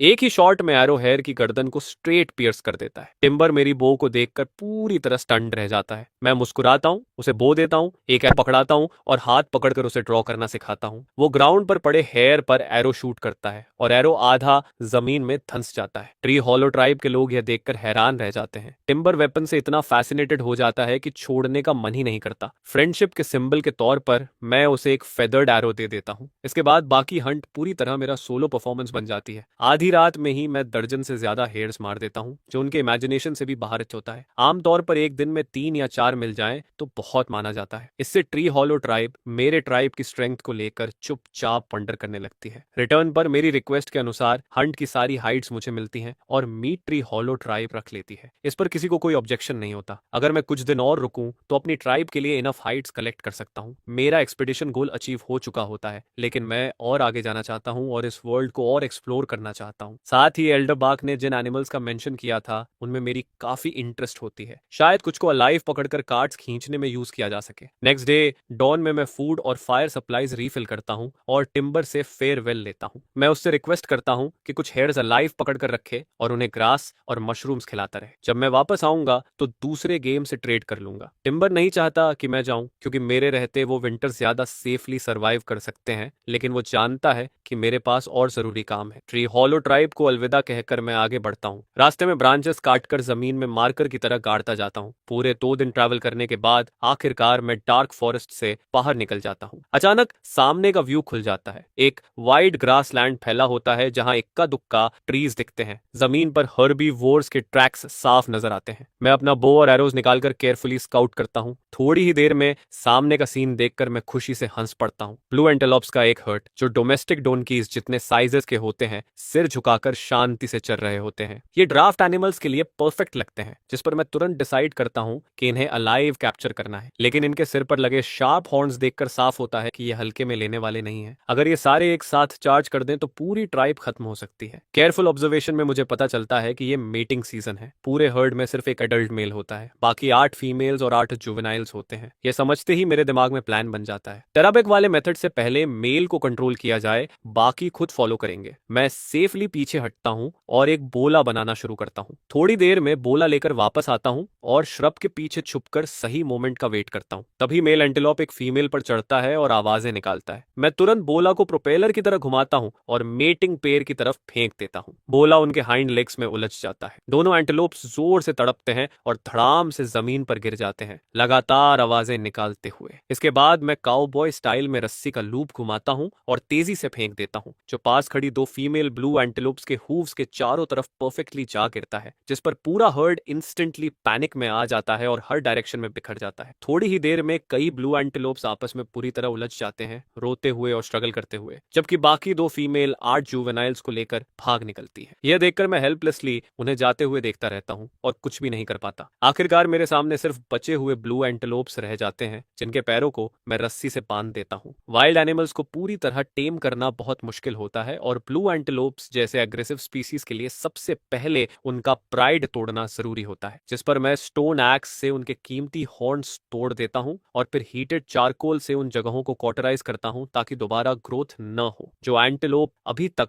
वायलेंटली स्ट्रगल कर रहा होता है वो धीरे धीरे बिल्कुल डोसाइल हो जाता है, जैसे कोई शांत सा बर्ड। फिर मैं रस्सी निकालता हूँ, मेल एंटेलोप को सबसे आगे लीडर की तरह बांधता हूँ और बाकी सभी को चेन में जोड़ देता हूँ। जब तक यह सब खत्म होता है तब तक आसमान लगभग डार्क हो चुका होता है। इसके बाद मैं उन्हें एक छोटे स्ट्रीम के पास ले जाता हूँ और डिनर के लिए ड्राइड हेयर मीट पकाता हूँ। स्ट्रीम के नॉर्थ ईस्ट में एक कलरफुल स्टोन माउंटेन उभरता हुआ दिखता है, जो सेटिंग सन की लाइट में brilliant multi coloured glow reflect करता है। सिर्फ कलर्स देखकर ही मैं समझ जाता हूँ कि यह एक अबैंडन्ड मिनरल वेन है, जहाँ मल्टीपल मिनरल्स साथ मौजूद है। ये डिस्कवरी मुझे अंदर तक थ्रिल कर देती है। मैं इन्वेस्टिगेट करना चाहता हूँ, लेकिन तब तक पूरा अंधेरा हो चुका होता है, जिस पर फिलहाल मुझे अपनी एक्साइटमेंट दबानी पड़ती है। अगले दिन जैसे ही डॉन ब्रेक होता है, एक हलचल मुझे जगा देती है। सामने का सीन देखकर मैं खुशी से उछल पड़ने वाला होता हूँ। जिस ग्रोव में मैंने ब्लू एंटेलोप्स बांधे थे, वहीं कल भागी हुई 2 फीमेल वापस आ जाती हैं, अपने 8 जुवेनाइल्स के साथ। इतना ही नहीं, वो अपने साथ एक और अडल्ट मेल भी ले आती है। मैं चुपचाप बुशेस में छिप जाता हूँ और वही स्ट्रैटेजी दोहराता हूँ। कुछ और मैन्यूवर्स के बाद मेरी एंटेलोप टीम 7 से बढ़कर 18 हो जाती है। तब तक पूरी तरह दिन निकल चुका होता है। हाई स्पिरिट्स में मैं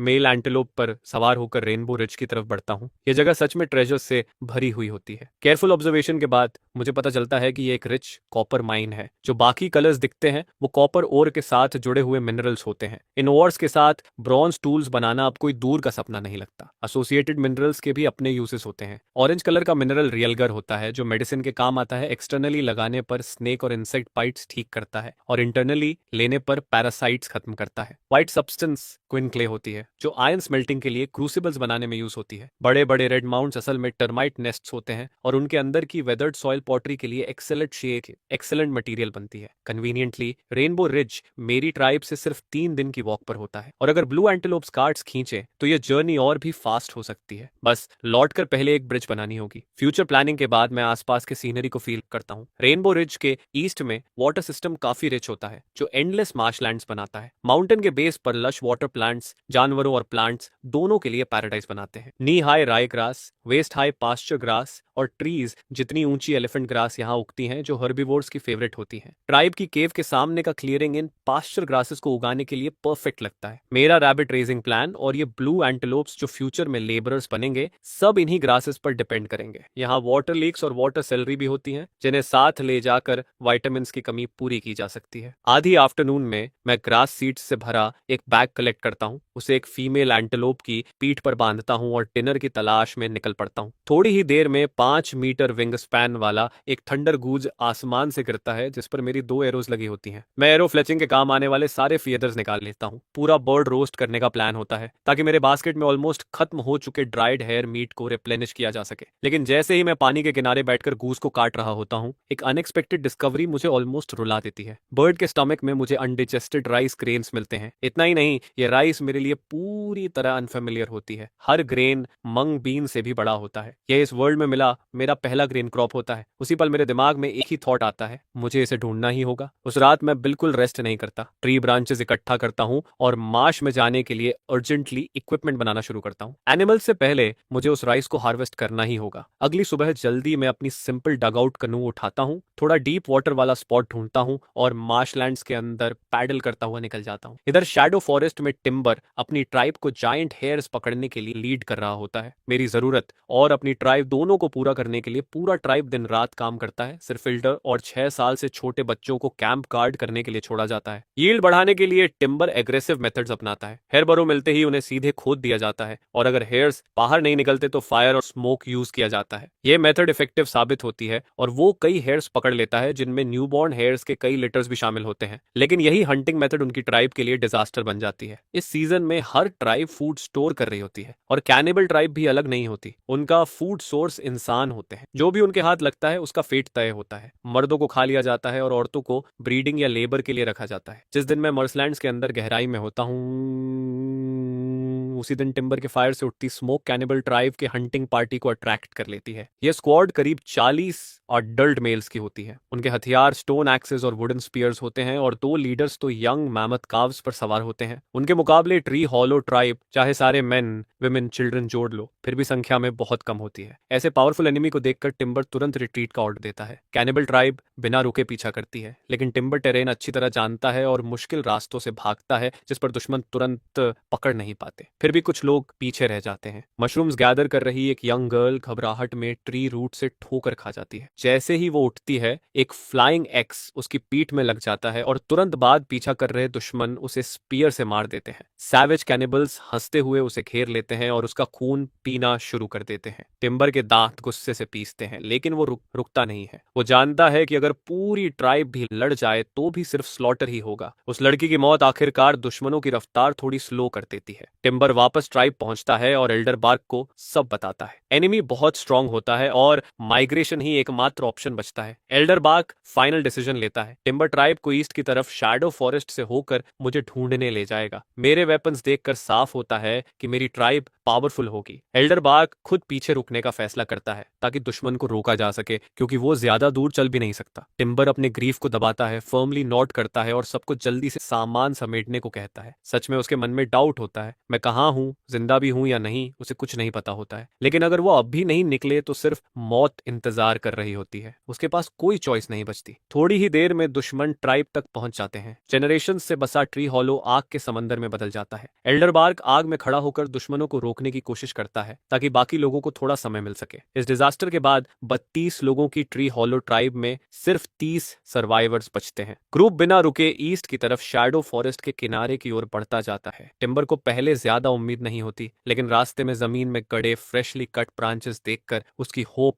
तुरंत लौट आती है। सिर्फ 1.5 दिन में वो फॉरेस्ट के आउटर एज तक पहुंच जाते हैं। बाहर निकलते ही शाम हो चुकी होती है। सेटिंग सन के नीचे आसमान गहरा लाल दिखता है। ट्री हॉलो ट्राइब के लोग यह नजारा देखकर मेस्मराइज्ड हो जाते हैं, क्योंकि यह उनका पहली बार आउटसाइड वर्ल्ड देखना होता है। लेकिन टिम्बर की भौहें अब भी तनी रहती हैं। मार्कर्स यहीं खत्म हो जाते हैं और उसे नहीं पता कि आगे कहाँ ढूंढे। और तभी जब वो खुद को लॉस्ट फील कर रहा होता है, स्ट्रीम के पास आग के निशान उसे दिखाई देते हैं। जैसे ही वो थोड़ा आगे बढ़ता है, उसे सॉफ्ट कीचड़ में बहुत सारे एनिमल ट्रैक्स दिखते हैं, जिनमें मेरी अजीब फुटवेयर के क्लियर बूट प्रिंट्स भी होते हैं। यह देखकर टिम्बर राहत की एक लंबी सांस लेता है। उसे समझ आ जाता है कि मैं यहीं कहीं आसपास ही हूँ, जिस पर वो सभी ट्राइब मेंबर्स को यहीं रात के लिए कैंप लगाने को कह देता है। तब टिम्बर अपनी ट्राइब को डेस्परेट हालत में लेकर भाग रहा होता है और इधर मैं मार्श की गहराई में ध्यान से सर्च करता रहता हूँ। डेंस रीड्स के बीच राइस ढूंढना आसान नहीं होता, लेकिन तभी अचानक एक आइडिया दिमाग में चमकता है। वाटर बर्ड्स को यह राइस बहुत पसंद होती है, तो मुझे बस वहीं देखना है जहां वाटर बर्ड्स इकट्ठा होते हैं। यह सोचते ही मैं तुरंत एक्शन में आ जाता हूँ। डगआउट कनू चलाते हुए मैं वुडन स्टिक से पानी की सरफेस पर जोर जोर से मारता हूँ। अचानक पास के रीड बेड से पानी के बर्ड्स का एक झुंड तेज आवाज के साथ उड़ान भरता है। मैं तेजी से उसी डायरेक्शन में पैडल करता हूँ जहां से बर्ड्स उड़ते हैं। डिस्टेंस कम होते ही सामने एक छोटा सा एरिया दिखाई देता है जहां राइस के स्टॉक्स लगे होते हैं। मेरी आंखें खुशी से चमक उठती हैं, दिल के अंदर एक्साइटमेंट भर जाती है। यही वो वाइल्ड राइस होती है जिसे मैं ढूंढ रहा था। मैं और तेज पैडल करता हूँ और शैलो वेटलैंड की तरफ बढ़ता हूँ। लेकिन जैसे ही मेरी छोटी बोट अपने डेस्टिनेशन के करीब पहुंचती है, पीछे से अचानक इंसानों की आवाजें सुनाई देती हैं। आवाज की तरफ देखकर मैं देखता हूँ कि कुछ नेकेड प्रिमिटिव लोग पानी की सरफेस पर तैरते हुए ड्रिफ्टवुड पकड़े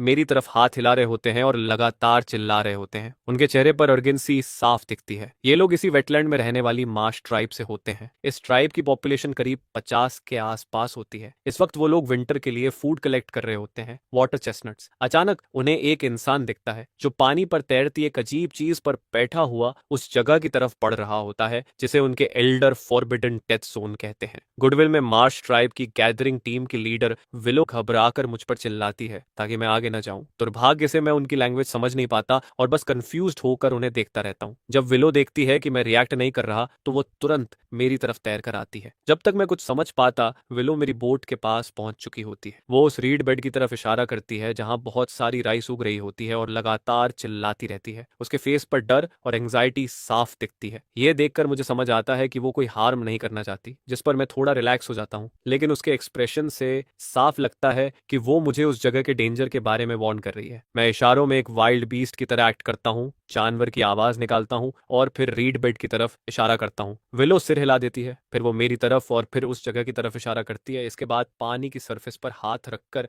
धीरे नीचे जाने का जेस्चर करती है, जैसे बता रही हो कि वहां जाने पर मैं डूब जाऊंगा। मैं विलो की बात समझ जाता हूँ और उसकी काइंडनेस पर अंदर से थैंकफुल फील करता हूँ। लेकिन मैंने पूरी प्रिपरेशन कर रखी होती है, इसलिए अब पीछे हटने का कोई रीजन नहीं होता। मैं पैडल करता हुआ फर्मली रीड बेड की तरफ बढ़ता हूँ। विलो फिर से घबराकर चिल्लाती है, लेकिन अब वो पास नहीं आती। अगले ही पल वो और बाकी सब लोग हैरानी से देख रहे होते हैं। मैं अपने पैरों के नीचे दो बोर्ड जैसी चीजें बांधता हूँ और हाथ में एक बड़ा स्क्वायर विकर शील्ड पकड़ लेता हूँ। बस इसी तरह मैं कामली फॉरबिडन डेथ जोन पर कदम रख देता हूँ और डूबता नहीं हूँ। यह सीन देखकर हर कोई शॉक्ड रह जाता है। उन्होंने कभी किसी इंसान को डेथ जोन पर चलते नहीं देखा होता। हालांकि बाहर से मैं काम दिखता हूँ, लेकिन असल में सिचुएशन उतनी ईजी नहीं होती। रीड्स के नीचे पूरी कीचड़ होती है, मड वॉकर्स उसमें धंसते हैं और हर कदम उठाने में बहुत ताकत लगती है। काफी स्ट्रगल के बाद मैं आखिरकार उस छोटे से राइस पैच तक पहुंच जाता हूँ। हर राइस प्लांट करीब 2 मीटर ऊंचा होता है और हर स्टॉक पर भरे हुए गोल्डन राइस ईयर्स लगे होते हैं। मैं पहले से तैयार किया हुआ हाइट सैक निकालता हूँ और तेजी से राइस स्ट्रिप करना शुरू करता हूँ। तब तक नहीं रुकता जब तक हर प्लांट खाली ना हो जाए। इसके बाद मैं 2 फुल बैग्स वाइल्ड राइस लेकर वापस अपनी पोर्ट तक आता हूँ।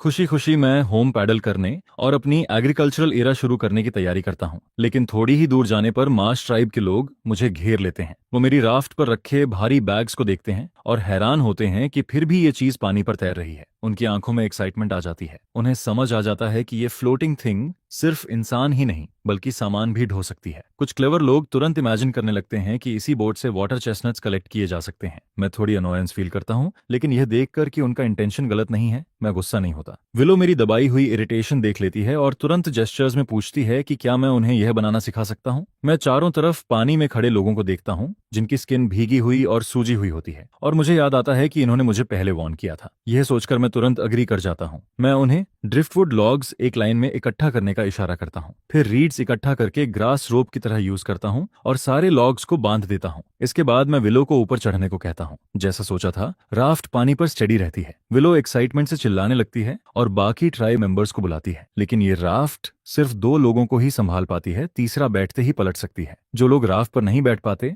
वो विलो को देखकर थोड़ा जेलस फील करते हैं, लेकिन विलो बहुत खुश होती है क्योंकि उसे पता होता है कि ये मेथड सिंपल है और मटेरियल उनकी ट्राइब में आसानी से मिल जाता है। यह सोचकर वो ग्रेटिट्यूड के साथ मुझे इनवाइट करती है कि मैं मार्श ट्राइब आऊं, लेकिन मैं मना कर देता हूँ। मार्शलैंड के बाहर अभी भी ब्लू एंटलोप्स मेरा इंतजार कर रहे होते हैं। विलो इंसिस्ट नहीं करती। वो मुझे एग जितना बड़ा एक जायंट वाटर चेस्टनट देती है टोकन के तौर पर और कहती है कि फ्यूचर में अगर कभी प्रॉब्लम हो तो इसे लेकर उनकी ट्राइब के पास आ सकता हूँ। मैं मुस्कुराकर वाटर चेस्टनट एक्सेप्ट करता हूँ। बिना रेस्ट किए मैं राइस सीड्स के 2 बैग्स लेकर रेनबो रिज के नीचे ग्रास लैंड की तरफ निकल पड़ता हूँ। इस इमरजेंसी हार्वेस्ट में मुझे करीब 60 पाउंड ग्रेन मिल जाता है, लेकिन मैं एक दाना भी खाने का मन नहीं करता। बस इन्हें सेफली घर ले जाकर नेक्स्ट स्प्रिंग में प्लांट करना चाहता हूँ। लेकिन फार्मिंग करनी है तो टूल्स भी चाहिए, इसलिए मुझे और कॉपर और टिन और इकट्ठा करनी होगी ताकि वापस जाकर फार्मिंग टूल्स स्मेल्ट कर सकूं। जिस शाम टिम्बर शैडो फॉरेस्ट से बाहर निकलता है, उसी वक्त मैं रेनबो रिज के दूसरी तरफ छोटे ग्रासलैंड में बैठकर फैटी रोस्टेड बीवर खा रहा होता हूँ और बड़े बास्केट्स बुन रहा होता हूँ ताकि नेक्स्ट डे माइनिंग का काम किया जा सके। लेकिन रेनबो रिज के वेस्ट साइड पर टिम्बर की हालत बहुत खराब होती है। भागते वक्त वो फायर सप्लाईज नहीं ला पाए होते। पिछले 2 दिनों से उन्होंने बस ड्राइड मीट खाया होता है। रात में ठंड और भूख के कारण वो लोग एक दूसरे से सटकर सोते हैं। अगली सुबह डॉन होते ही मैं एनर्जी के साथ ब्लू एंटलोप्स को वेस्ट साइड की तरफ ले जाता हूँ। रेनबो रिज के वेस्टर्न बेस पर टिम्बर वाइल्ड फ्रूट्स बांट रहा होता है। तभी कुछ ट्राइब मेंबर्स एक्साइटेड होकर रिज की तरफ इशारा करते हैं और चिल्लाने लगते हैं। दूर उन्हें एक यंग मैन बैर स्टोन माउंटेन पर दिखता है जो 4 पैरों वाले जानवरों के ग्रुप को धीरे धीरे आगे ले जा रहा होता है। नीचे से आती आवाज सुनकर मैं भी स्ट्रीम की तरफ देखता हूँ और ट्री होलो ट्राइब को पहचान लेता हूँ। करीब 10 मिनट बाद टिम्बर ग्रुप को लेकर स्लोप चढ़ता हुआ मेरे पास आता है। उनकी हालत देखकर मेरी भौहें सिकुड़ जाती हैं। बच्चे तक साथ लाए होते हैं और सब गंदे होते हैं। मुझे दोबारा देखकर टिम्बर अंदर तक हिल जाता है। उसे पता था कि मैं हॉर्न्ड एनिमल्स ढूंढने गया हूँ, लेकिन उसने कभी इमेजिन नहीं किया था कि मैं सच में उन्हें पकड़ लूंगा, वो भी अलाइव। यह काम तो मैमथ काव्स पर सवार कैनिबल वॉरियर्स भी नहीं कर सकते। इस वक्त टिम्बर की नज़र में मैं किसी डेटी से कम नहीं होता। मैं देखता हूँ कि हर किसी के हाथ में बस एक वाइल्ड फ्रूट होता है। साफ दिखता है कि उन्होंने मीट नहीं खाया। मैं तुरंत अधूरा थंडर गूस और रोस्टेड बीवर निकालकर सबके साथ शेयर करता हूँ। टिम्बर आग के पास बैठकर खाते हुए पिछले कुछ दिनों की कहानी बताता है। बाकी ट्राइब मेंबर्स भी जेस्चर्स के साथ बातें जोड़ते जाते हैं। जब मुझे पूरी कहानी समझ आती है तो मैं शौक में सांस खींच लेता हूँ। आसपास कैनिबल्स मौजूद होते हैं और उसी पल मेरे दिमाग में एक टेरिफाइंग थॉट उभर आता है। दिनों अगर वो कैनिबल्स पहले ही ट्री हॉलो ट्राइब तक पहुंच चुके हैं तो फिर वो मेरी अपनी ट्राइब से कितनी दूर हो सकते हैं। ये सोचते ही मैं तुरंत डिसाइड करता हूँ कि आज ही सारा और इकट्ठा करके काम खत्म करता हूँ और कल सुबह सीधा वापस निकलता हूँ। फिर मैं टिम्बर की तरफ देखता हूँ और उससे पूछता हूँ कि अब आगे वो लोग क्या करने का प्लान बना रहे हैं, जिस पर ट्री हॉलो ट्राइब के सभी लोग अपने सिर नीचे कर लेते हैं, जैसे उन्हें जवाब ही नहीं सूझ रहा है। विंटर पास आता है और उनकी ट्राइब पूरी तरह जला दी गई थी, जिसके बाद कैनिबल ट्राइब उन्हें लगातार परस्यू करता है, जिस पर वो लोग हर दिन भागते रहते हैं और कहीं सेफ शेल्टर नहीं ढूंढ पाते हैं। उन्हें समझ नहीं आता कि अब अगला ठिकाना कहाँ होगा, जो सुनकर माहौल और भी भारी हो जाता है। यह देखकर मैं बिना देर किए उन्हें सीधा इनवाइट करता हूँ और कहता हूँ कि क्यों ना तुम सब मेरी ट्राइब ज्वाइन कर लो। हमारे पास इतना स्टोर्ड फूड है कि पूरा विंटर आराम से निकल जाता है। यह सुनकर टिम्बर की आंखें अचानक चमक उठती हैं, जिस पर वो मेरी बात पर पूरा भरोसा करता है। सिर्फ ये 4 टांगों वाले जानवरों का हर्ड ही पूरे विंटर सबको खिला सकता है। यह सोचकर बाकी ट्री हॉलो ट्राइब के लोग भी अंदर से रेडी हो जाते हैं। उन्होंने मेरे बो और एरोस की ताकत देखी थी, जिस पर उन्हें लगता है कि ऐसे वेपन्स के साथ उन्हें कभी प्रे की कमी नहीं होगी और कोई दुश्मन उन्हें बुली नहीं कर पाएगा। इसलिए वो सब उम्मीद भरी नजरों से टिम्बर को देखते हैं कि उनका चीफ हाँ कह दे, जिस पर टिम्बर खुद भी अंदर से टेम्प्टेड है, लेकिन चीफ होने के नाते उसे थोड़ा कॉशियस रहना पड़ता है। फिर थोड़ी देर हेजिटेट करने के बाद वो मुझसे पूछता है, तुम हमें अपनी ट्राइब ज्वाइन करने को कह रहे हो, लेकिन क्या तुम्हारा चीफ मान जाएगा? यह सुनकर मैं जोर से हंसता हूँ और कहता हूँ कि इसकी चिंता मत करो, क्योंकि चीफ मैं ही हूँ। यह सुनकर टिम्बर का चेहरा डिसबिलीफ से भर जाता है। उसे यकीन नहीं होता कि मैं इतना यंग बॉय एक्चुअली एक ट्राइब का चीफ हूँ। लेकिन फिर वो थोड़ी देर सोचता है और उसे मेरे एबिलिटीज याद आते हैं। जो काम मैंने किए थे वो शायद कोई अडल्ट भी ना कर पाता, जिस पर उसका शक धीरे धीरे खत्म हो जाता है। आखिरकार वो बिना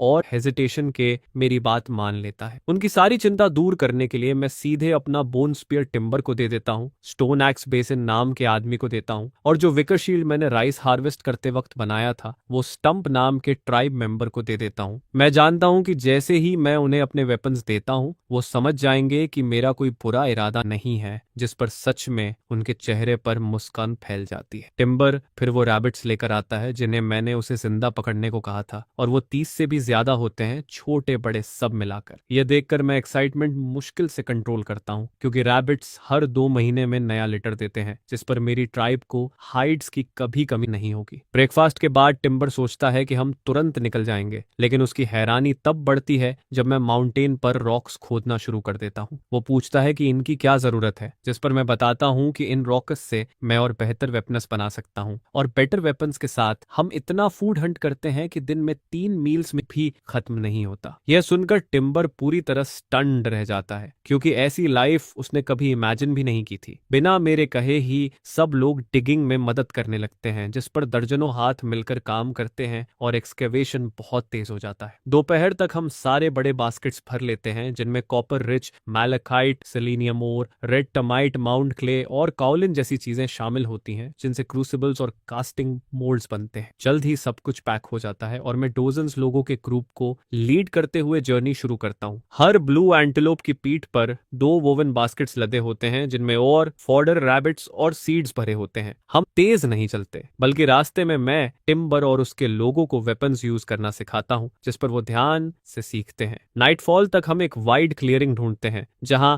डिनर करके रेस्ट करते हैं। रात का पहला हिस्सा शांत गुजरता है, सिर्फ कैंपफायर की क्रैकलिंग आवाज सुनाई देती है। लेकिन दूसरी आधी रात में जब मैं जमीन पर लेटा होता हूँ तो अचानक वाइब्रेशंस फील करता हूँ, जैसे कुछ मैसिव चीज मूव कर रही हो। मुझे तुरंत टिम्बर की वो बात याद आती है जिसमें उसने लॉन्ग नोज्ड बीस्ट्स का जिक्र किया था, जिस पर मैं तुरंत सबको जगा देता हूँ, उन्हें खींच कर उठाता हूँ और सारे फायर्स बुझाने का ऑर्डर देता हूँ। तभी 2 तेज और यंग ट्रम्पेटिंग कॉल्स हवा चीरते हैं और दूर फायरलाइट में 2 ह्यूज सिलुएट्स दिखते हैं। फिर मैं दर्जनों फिगर्स देखता हूँ जिनके हाथ में टॉर्चेस और वेपन्स होते हैं और उनकी गर्दन में ह्यूमन बोन्स की नेकलेसेस लटक रही होती हैं। एलिफेंट पर बैठा उनका लीडर हाथ हिलाता है, जिस पर पूरा ग्रुप सैवेज इरादे से हमारी तरफ चार्ज करता है। मेरी पास्ट लाइफ का कॉम्बैट एक्सपीरियंस मुझे अजीब तरह से काम रखता है, जिस पर मैं जल्दी जल्दी ऑर्डर्स देता हूँ। पोर्टर को कहता हूँ कि वो ग्रुप को नॉर्थ की तरफ डिटूर से ले जाए ताकि वो एस्केप कर सके, और टिम्बर, बेसन और स्टंप मेरे साथ रियर गार्ड में रहते हैं। हम सिर्फ 4 हैं, लेकिन मैं दोनों साइड्स के इक्विपमेंट देखकर टैक्टिक्स बना लेता हूँ। एनिमी के पास 2 यंग मैमथ्स हैं जो न ज्यादा फास्ट हैं न एजाइल, और उनके वेपन्स मोस्टली स्टोन एक्सेस और बोन स्पीयर्स होते हैं, जिन्हें वो शायद 50 से 60 मीटर्स तक फेंक सकते हैं। लेकिन मेरा बो 100 मीटर्स तक इफेक्टिव है, खासकर अनआर्मर्ड टारगेट्स पर, जिस पर मुझे कॉन्फिडेंस है कि डिस्टेंस बनाए रखकर मैं उन्हें थ्रो रेंज में आने से पहले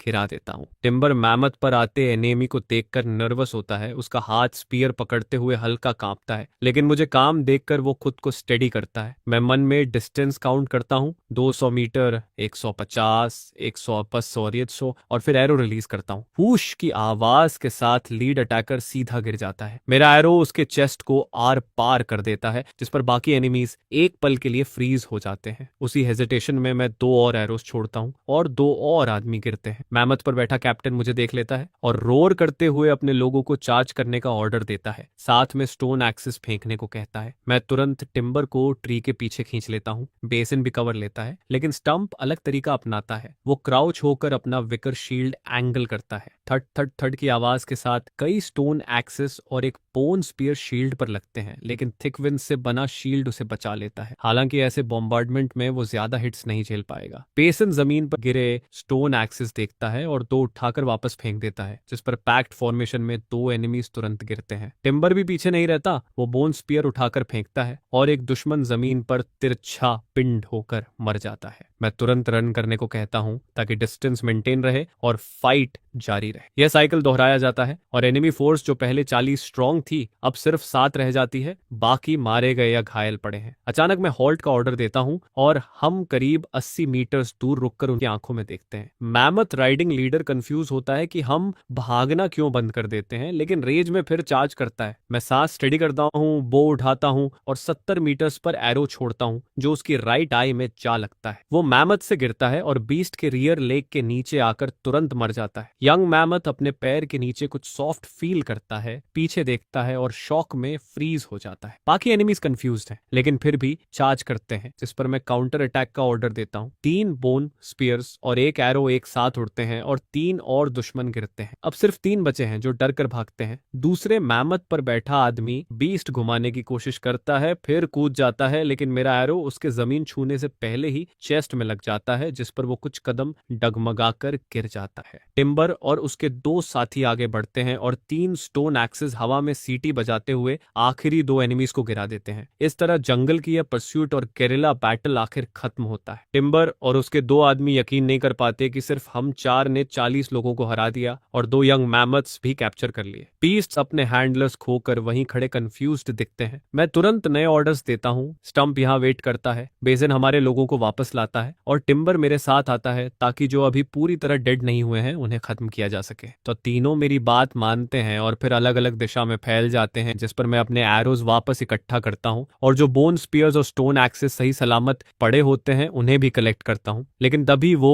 2 अनअटेंडेड मैमथ्स मेरे पीछे पीछे चलने लगते हैं और कभी कभी अपनी सूंड से मेरी पीठ को हल्का सा धक्का देते हैं, जैसे वो मेरे साथ ही रहना चाहते हों। यह देखकर मैं जल्दी से उनकी सूंड हटाता हूँ और कहता हूँ, मेरे पीछे मत आओ, मैं तुम्हें खिला नहीं सकता हूँ। आखिर ये रियल मैमथ्स हैं जो बड़े होकर करीब 15 टन के हो जाते हैं और ऐसे क्रिएचर्स रोज कितना खाते होंगे, यह सोचकर ही मेरा दिमाग घूमने लगता है। तब मैं टिम्बर भौहें सिकोड़ कर मुझे एक परेशान करने वाली बात बताता है कि इस रास्ते पर हमें सिर्फ 36 बॉडीज मिली हैं, जबकि कुल 40 थे, यानी 4 कम है। यह सुनकर मेरे अंदर एक अनईजी फीलिंग उठती है, लेकिन इतने बड़े शैडो फॉरेस्ट में अब और ढूंढना पॉसिबल नहीं है, जिस पर मुझे इसे यहीं छोड़ना पड़ता है। सुबह होते होते स्टंप और बेसन सबको वापस लेकर आते हैं और जब हम सब बैठकर ब्रेकफास्ट करते हैं तो मैं टिम्बर से कहता हूँ कि कैप्चर्ड स्टोन स्पीयर्स और एक्सेस सब में बांट दे। अब बच्चों को छोड़कर हर आदमी के पास सेल्फ डिफेंस के लिए वेपन होता है। ब्लू एंटेलोप्स और रैबिट्स अभी भी फॉडर खा रहे होते हैं, लेकिन अब दो अनएक्सपेक्टेड जायंट्स भी आ गए हैं जो हमारा फूड मूच कर रहे हैं, जिस पर जो घास दो और मील्स चलती वो पल भर में खत्म हो जाती है। ये देखकर मेरा सिर दर्द करने लगता है और मैं मुट्ठी उठाकर इन फ्रीलोडर्स को भगाने वाला होता हूँ, लेकिन जैसे ही मैं हाथ उठाता हूँ एक यंग मैमथ मुझे इतनी बेचारी आंखों से देखता है कि जैसे रोने वाला हो। दूसरा तो अपनी सूंड से घास का गुच्छा पकड़कर मेरी तरफ बढ़ाता है, जैसे कह रहा हो ये लो थोड़ा अच्छा स्टफ खा लो, बस हमें मत भगाओ। ये देखकर मैं मजबूरी में एक अजीब सी स्माइल देता हूँ और वो घास वापस उसके मुंह में ठूंस देता हूँ। फिर दो और बंडल्स पकड़ाकर धीरे धीरे खाने को कहता हूँ। मैं इंतजार करता हूँ कि सब जल्दी से पैकअप करें और निकलें, और जब हम काफी दूर आ जाते हैं तो पीछे मुड़कर देखता हूँ कि दोनों मैमथ्स अभी भी घास खा रहे होते हैं, जिस पर मैं राहत की सांस लेता हूँ कि आखिर उनसे पीछा छूटा। ट्री हॉलो के लोग हमेशा शैडो फॉरेस्ट की गहराई में रहे थे, इसलिए उन्हें कभी पता नहीं चला कि बाहर का सनलिट वर्ल्ड इतना खूबसूरत भी होता है। पूरे रास्ते वो एक्साइटेड रहते हैं और जमीन पर फूड ढूंढते फेजेंट्स को चौंका देते हैं, जिस पर मैं कैजुअली एरो चलाकर उन्हें गिरा देता हूँ। शाम तक हमारे पास अच्छा खासा हॉल इकट्ठा हो जाता है। उधर लिटिल स्प्राउट अपनी माँ के साथ रिवर किनारे फिशिंग खत्म कर रहा होता है और बार बार नॉर्थ की तरफ देखता है, क्योंकि उसकी माँ ने बताया था कि मैं उसी दिशा में गया था। जब से मैं निकला हूँ वो हर दिन अपनी माँ के साथ यहाँ आकर मेरा इंतजार करता है। अचानक वो दूर ट्री लाइन से कुछ फिगर्स निकलते देखता है और अपनी शार्प आईज से सबसे आगे चल रहे आदमी को पहचान लेता है। वो उसका चीफ होता है। वो खुशी से उछल कर चिल्लाता है, मॉम, चीफ वापस आ गया। दूर से शोर सुनकर मैं भी हाथ हिलाता हूँ, लेकिन तभी रिवर के उस पार से दो गूंजती हुई ट्रम्पेटिंग कॉल्स सुनाई देती हैं, जिस पर सबका ध्यान उधर चला जाता है। ये आवाज सुनते ही मेरे दिमाग में हजार गालियां घूम जाती हैं, क्योंकि इतना चलने के बाद भी वो दो मैमथ्स हमारा पीछा नहीं छोड़ते। मैं मन ही मन प्रार्थना करता हूँ, प्लीज इधर मत आना, लेकिन जिस चीज से मैं डरता हूँ वही होता है। स्प्लैश स्प्लैश की आवाज के साथ दोनों रिवर में कूदते हैं और आधे मिनट में ही मेरे सामने भीगे हुए खड़े हो जाते हैं, और वो भी चुप नहीं रहते। जैसे ही पास आते हैं अपनी सूंड से पानी खींचकर मुझ पर फेंक देते हैं, जिससे मैं पूरी तरह भीग जाता हूँ। मैसेज साफ होता है कि मुझे छोड़ने की सजा मिल रही है। मैं चेहरा पोंछते हुए कहता हूँ, अगर मेरी ट्राइब का खाना खाना है तो काम भी करना पड़ेगा, यहाँ कोई चैरिटी नहीं चलती। ये सुनकर दोनों मैमथ्स अपनी सूंड से मेरे सिर को हल्का सा थपथपाते हैं, जिसका मतलब मुझे समझ नहीं आता। फिशिंग ग्रुप की महिलाएं इन दो जायंट बीस्ट्स को देखकर चौंकती हैं, लेकिन जब देखती हैं कि ये मुझसे फेमिलियर हैं तो उनके चेहरे पर एडमिरेशन आ जाती है। स्प्राउट सबसे पहले दौड़कर आता है और मेरे पैर से लिपट जाता है, जैसे उसे जायंट से कोई डर नहीं हो। मैं सबको बताता हूँ कि नए लोग अब हमारी ट्राइब का हिस्सा हैं और फिर सबको केव की तरफ ले जाता हूँ। स्प्राउट को एक मैमथ की पीठ पर बैठा दिया जाता है और वो पूरे रास्ते गर्व से इधर उधर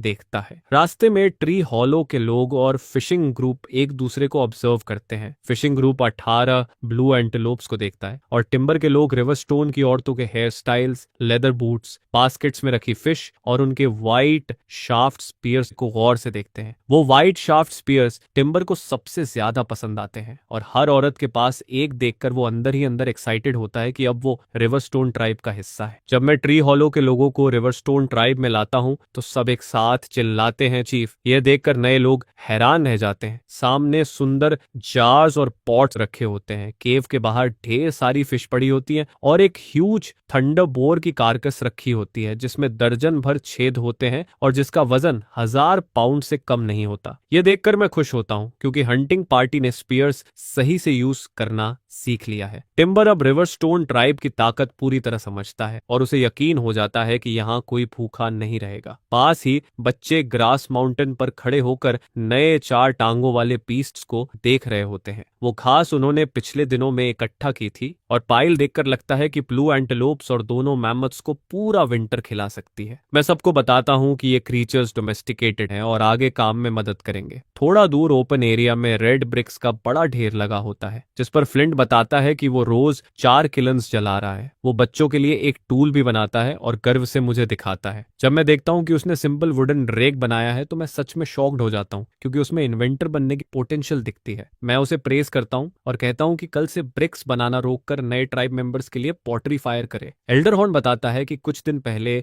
वेस्ट से ball cap tribe pottery trade करने आया था और इस बार उन्होंने काफी सॉल्ट क्रिस्टल्स दिए जो लंबे समय तक चलेंगे। सब इंस्पेक्ट करने के बाद मैं एनिमल की व्यवस्था करता हूँ। रैबिट्स को केव के कोने में रखकर स्टोन्स और क्ले से टेम्पररी एनक्लोजर बनाता हूँ। 30 से ज्यादा रैबिट्स में 3 पहले से प्रेग्नेंट है और पेन में रखते ही अपना फर खींचकर नेस्ट बनाना शुरू करती है। बाकी जो 1-2 महीने के हैं वो भी मेलन जितने बड़े हो चुके हैं और अगले स्प्रिंग तक ब्रीडिंग मशीन्स बन जाएंगे। बेबी मैमथ्स खुद ग्रास माउंटेन नहीं छोड़ते और ब्लू एंटेलोप्स को केव के पास ट्री से बांधा जाता है जिनके लिए कल शेल्टर्स बनेंगे। सब अरेंज होने के बाद डिनर रेडी होता है और खाने से पहले मैं वेलकमिंग सेरेमोनी रखता हूँ। ट्री हॉलो के लोग टॉप नॉट ट्रेडिशन अपनाने में हिचकिचाते नहीं बल्कि उन्हें बंधे बाल ज्यादा स्पिरिटेड लगते हैं। आज जायंट बोर हंट हुआ था इसलिए ब्लड पुडिंग मेन्यू में होता है। वाइल्ड वेजिटेबल्स के साथ बड़े पॉट्स भरते हैं। फेजेंट से चेस्टनट प्रेस्ड चिकन बनता है और डजन फ्रेश ग्रिल्ड फिश भी होती हैं। हर किसी को स्वीट एंड सावर फ्रूट मिलता है। यह हार्टी फीस्ट नए और पुराने मेंबर्स को करीब लाता है और सब हंसते बातें करते खाना खाते हैं। डिनर के बाद मैं एल्डर्स से कहता हूँ कि न्यू कमर्स को लेदर बूट्स बनाना सिखाएं और खुद एक जली हुई लकड़ी का टुकड़ा लेकर केव वॉल पर स्केच बनाते हुए सोचने लगता हूँ। दीवार पर मैं केव के बाहर का पूरा टेरेन मैप बनाता हूँ जिसमें केव, स्ट्रीम, फॉरेस्ट और कुछ ऐसी चीजें भी ड्रॉ करता हूँ जो अभी एग्जिस्ट नहीं करती हैं, जिस पर मैं असल में केव के सामने की जमीन को डेवलप करने की प्लानिंग करता हूँ। यह पूरा प्लॉट करीब 30,600 एकड़्स में फैला है और अगर इसे पूरा राइस से भर दिया जाए तो पूरी ट्राइब जिंदगी भर खाती रहती है और फिर भी खत्म नहीं होता। लेकिन ऑब्वियसली इसे पूरा राइस से भरना पॉसिबल नहीं है। अभी यह जमीन पूरी तरह ड्राई फील्ड्स है जबकि राइस को पैटीज में उगाना पड़ता है, जिस पर इन ड्राई फील्ड्स को पैटीज में बदलना ही एक मैसिव प्रोजेक्ट बन जाता है। इसके बाद हाउसिंग का इश्यू आता है क्योंकि नए मेंबर्स और हाल ही में हुए न्यूबॉर्न्स को जोड़कर रिवरस्टोन ट्राइब अब 97 लोगों की हो जाती है और मौजूदा केव धीरे धीरे छोटी पड़ती है, जिस पर आगे चलकर इसी जमीन पर हाउसेस बनाना जरूरी हो जाता है। Residential area, rice paddies, vegetable plots, livestock pens, warehouses, bronze smelting zone, lumber mill, इतनी सारी फैसिलिटीज इसी जमीन पर फिट करनी है जिस पर मुझे बहुत केयरफुली प्लान करना पड़ता है। सबसे पहला प्रॉब्लम है फील्ड्स को पैटीज में कन्वर्ट करना। मेरा सिंपल प्लान ये है कि क्लियरिंग के बीचों बीच एक स्क्वायर फोर्ट्रेस बनाया जाए जिसमें residential area, livestock pens, warehouses, metal smelting zone और लंबर मिल सब आ जाए। यह पूरा फोर्ट्रेस कम से कम 5,000 लोगों को अकोमोडेट कर सके और इसे कई सालों में फेसेस में बनाया जाए। फोर्ट्रेस के चारों तरफ मैं एक मोट खोदने का प्लान करता हूँ और जो मिट्टी निकले उसे क्ले ब्रिक्स के साथ मिलाकर सिटी वॉल्स बनाई जाएं ताकि जायंट बीस्ट्स और हॉस्टाइल ट्राइब्स अटैक न कर सके। इसके बाद मोट को सेंटर मानकर मैं ईस्ट से आने वाली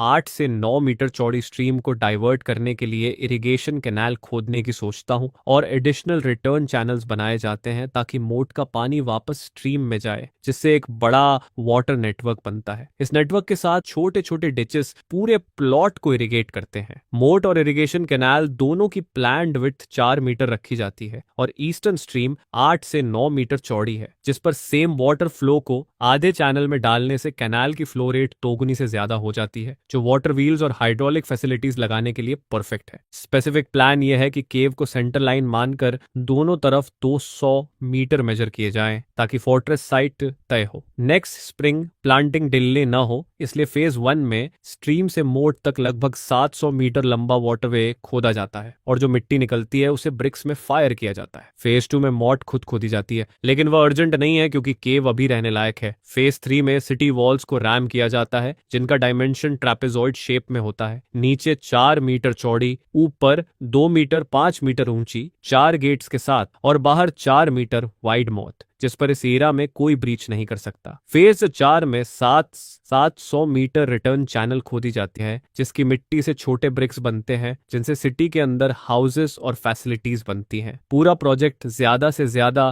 3 साल में पूरा होना चाहिए, नहीं तो केव सब अकोमोडेट नहीं कर पाएगी। अगली सुबह जैसे ही ट्राइब मेंबर्स बाहर आते हैं मैं काम असाइन करना शुरू करता हूँ। आज बहुत काम है इसलिए फूड गैदरिंग पूरी तरह रोक दी जाती है। न्यूकमर्स के पास अभी पोट्री नहीं है जिस पर फ्लिंट को को सिरेमिक्स फायर करने का काम मिलता है। चिल्ड्रन ग्रास बंडलिंग जारी रखते हैं और उन्हें मेरे डेमोन्स्ट्रेशन के अनुसार बंडल्स बांधने होते हैं ताकि स्टोरेज और ट्रांसपोर्ट आसान हो। चर्प, स्किप, रीड और ब्रुक बैक माउंटेन पर जाते हैं डेविल थॉर्न सैपलिंग्स काटने के लिए ताकि स्पीयर्स बन सके। विमेन को 2 टीम्स में डिवाइड किया जाता है। बड़ी ग्रुप वैली में साइजल हार्वेस्ट करने जाती है और पोर्टर 6 ब्लू एंटेलोप्स के साथ बड़े बास्केट्स लाद कर ट्रांसपोर्ट संभालता है। छोटी गैदरिंग ग्रुप फॉरेस्ट में वैक्स ट्रीज की बार्क स्क्रैप करती है क्योंकि वैक्स इंसेक्ट्स का सिक्रीशन ब्रॉन्ज मोल्ड्स कास्टिंग के लिए यूजफुल होता है। बाकी सभी मेन लॉगिंग पर लगाए जाते हैं। पहले लेग जितने मोटे ट्रीज काटे जाते हैं ताकि लाइव स्टॉक पेन्स बन सकें और ब्रांचेस को स्प्लिट करके फायरवुड बनाया जाता है जिसे मैं चारकोल बनाने के लिए यूज करता हूँ। कॉपर स्मेल्टिंग के लिए जितना ज्यादा हो उतना बेहतर है। ट्रांसपोर्ट ब्लू एंटेलोप्स संभालते हैं और जरूरत पड़ी तो बेबी मैमथ्स मदद करेंगे। ट्राइब मेंबर्स कंफ्यूज होते हैं क्योंकि उनके हिसाब से ऑटम फूड स्टोर करने का समय होता है, लेकिन मैं उन्हें समझाता हूँ कि हमारे पास नेक्स्ट स्प्रिंग तक काफी फूड है, खासकर फिश। और हाल में पकड़ी गई फिश के पेट में एग्स थे जिस पर अगर हम ऐसे ही फिशिंग करते रहे तो रिवर की फिश पॉपुलेशन घटेगी, इसलिए उन्हें रेस्ट देना जरूरी है। सबके जाने के बाद मैं अपना काम शुरू करता हूँ। पहले अवेलेबल फायरवुड से चारकोल बनाता हूँ, फिर कैलिन और शेल क्ले से क्रूसिबल्स और लेडल्स बनाता हूँ ताकि रिफाइनिंग और एलॉयज बना सकूं। इसके बाद रिफ्रैक्टरी क्ले से स्क्वायर मोल्ड्स बनाता हूँ जिनमें कॉपर और टिन चॉकलेट बार जैसे इनगोट्स में कास्ट होते हैं और जरूरत के अनुसार कॉपर टिन रेशियो एडजस्ट करके अलग अलग टूल्स बनाए जाते हैं। चारकोल और मोल्ड्स रेडी होने के बाद मैं स्मेल्टिंग फर्नेस बनाना शुरू करता हूँ। ऑर्डिनरी क्ले को पॉटरी शार्ड्स और चॉप्ड ग्रास के साथ मिलाकर मड बनाता हूँ और सिलिंड्रिकल फर्नेसेस बनाता हूँ जो करीब 40 सेंटीमीटर डायमीटर के होते हैं। ऐसे 4 फर्नेसेस बनते हैं ताकि 7 फायर करने पर टाइम बचे। फिर पाइथन स्किन से सिंपल लेदर बेलोज बनाता हूँ। फ्लिंट क्यूरियस होता है कि मैं क्या नया बना रहा हूँ। सारी तैयारी पूरी होने पर दुनिया का पहला प्रिमिटिव स्मेल्टिंग इक्विपमेंट सेट तैयार हो जाता है और बस कल तक चारकोल रेडी होने और फर्नेसेस ड्राई होने का इंतजार रहता है। चर्प और उसके पूरे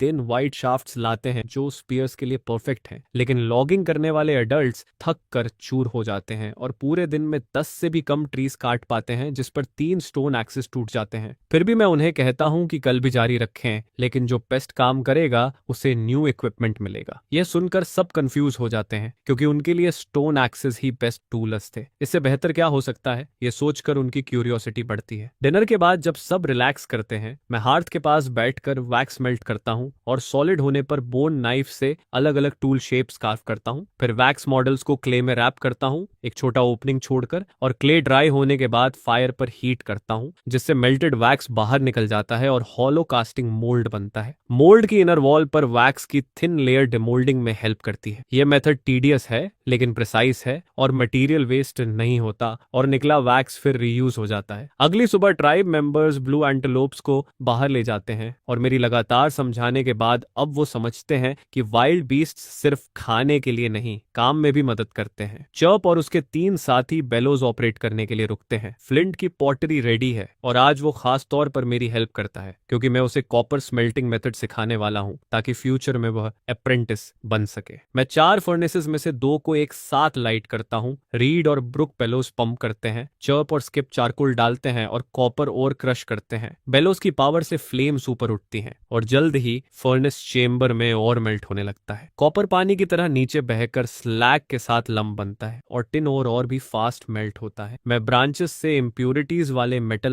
लंप्स निकालता हूं और प्रोसेस दोहराता हूं। करीब 3 या 4 घंटे बाद इम्प्योर कॉपर और टिन लंप्स का ढेर बन जाता है जिस पर मैं बाकी 2 फर्नेसेस भी लाइट करता हूं। जैसे ही टेम्परेचर बढ़ता है मैं क्रूड कॉपर और टिन को अलग अलग क्रूसिबल्स में रखता हूं और जब दोनों मेटल्स लिक्विड फॉर्म में मेल्ट हो जाते हैं तब मैं क्ले लेडल्स से ऊपर तैर रही इम्प्यूरिटीज को धीरे धीरे हटा देता हूं। इसके बाद पहले से तैयार किए गए क्ले जार्स की मदद से मैं प्योर कॉपर लिक्विड को ग्रिड शेप्ड क्ले मोल्ड्स में डालता हूं ताकि वो ठंडा होकर सॉलिड हो जाए और टिन लिक्विड के साथ भी यही प्रोसेस फॉलो करता हूं। फ्लिंट और वो 4 यंग हेल्पर्स मेटल को धीरे धीरे सॉलिड होते देखते रहते हैं। उन्हें इसके पीछे का प्रिंसिपल समझ नहीं आता, लेकिन फिर भी वो पूरी तरह अमेज्ड होते हैं जैसे कोई मैजिक उनकी आंखों के सामने हो रहा हो। जब कॉपर और टिन इनगट्स इतने ठंडे हो जाते हैं कि हाथ से पकड़े जा सकें तब मैं खुद को रोक नहीं पाता और मोल्ड्स से उन्हें बाहर निकाल लेता हूँ। अब दोपहर हो चुकी होती है और सनलाइट में ये मेटल इंगोट्स इतनी चमक रिफ्लेक्ट करते हैं कि आंखें चौंधिया जाती हैं। सबके मुंह खुले रह जाते हैं क्योंकि उन्होंने इससे पहले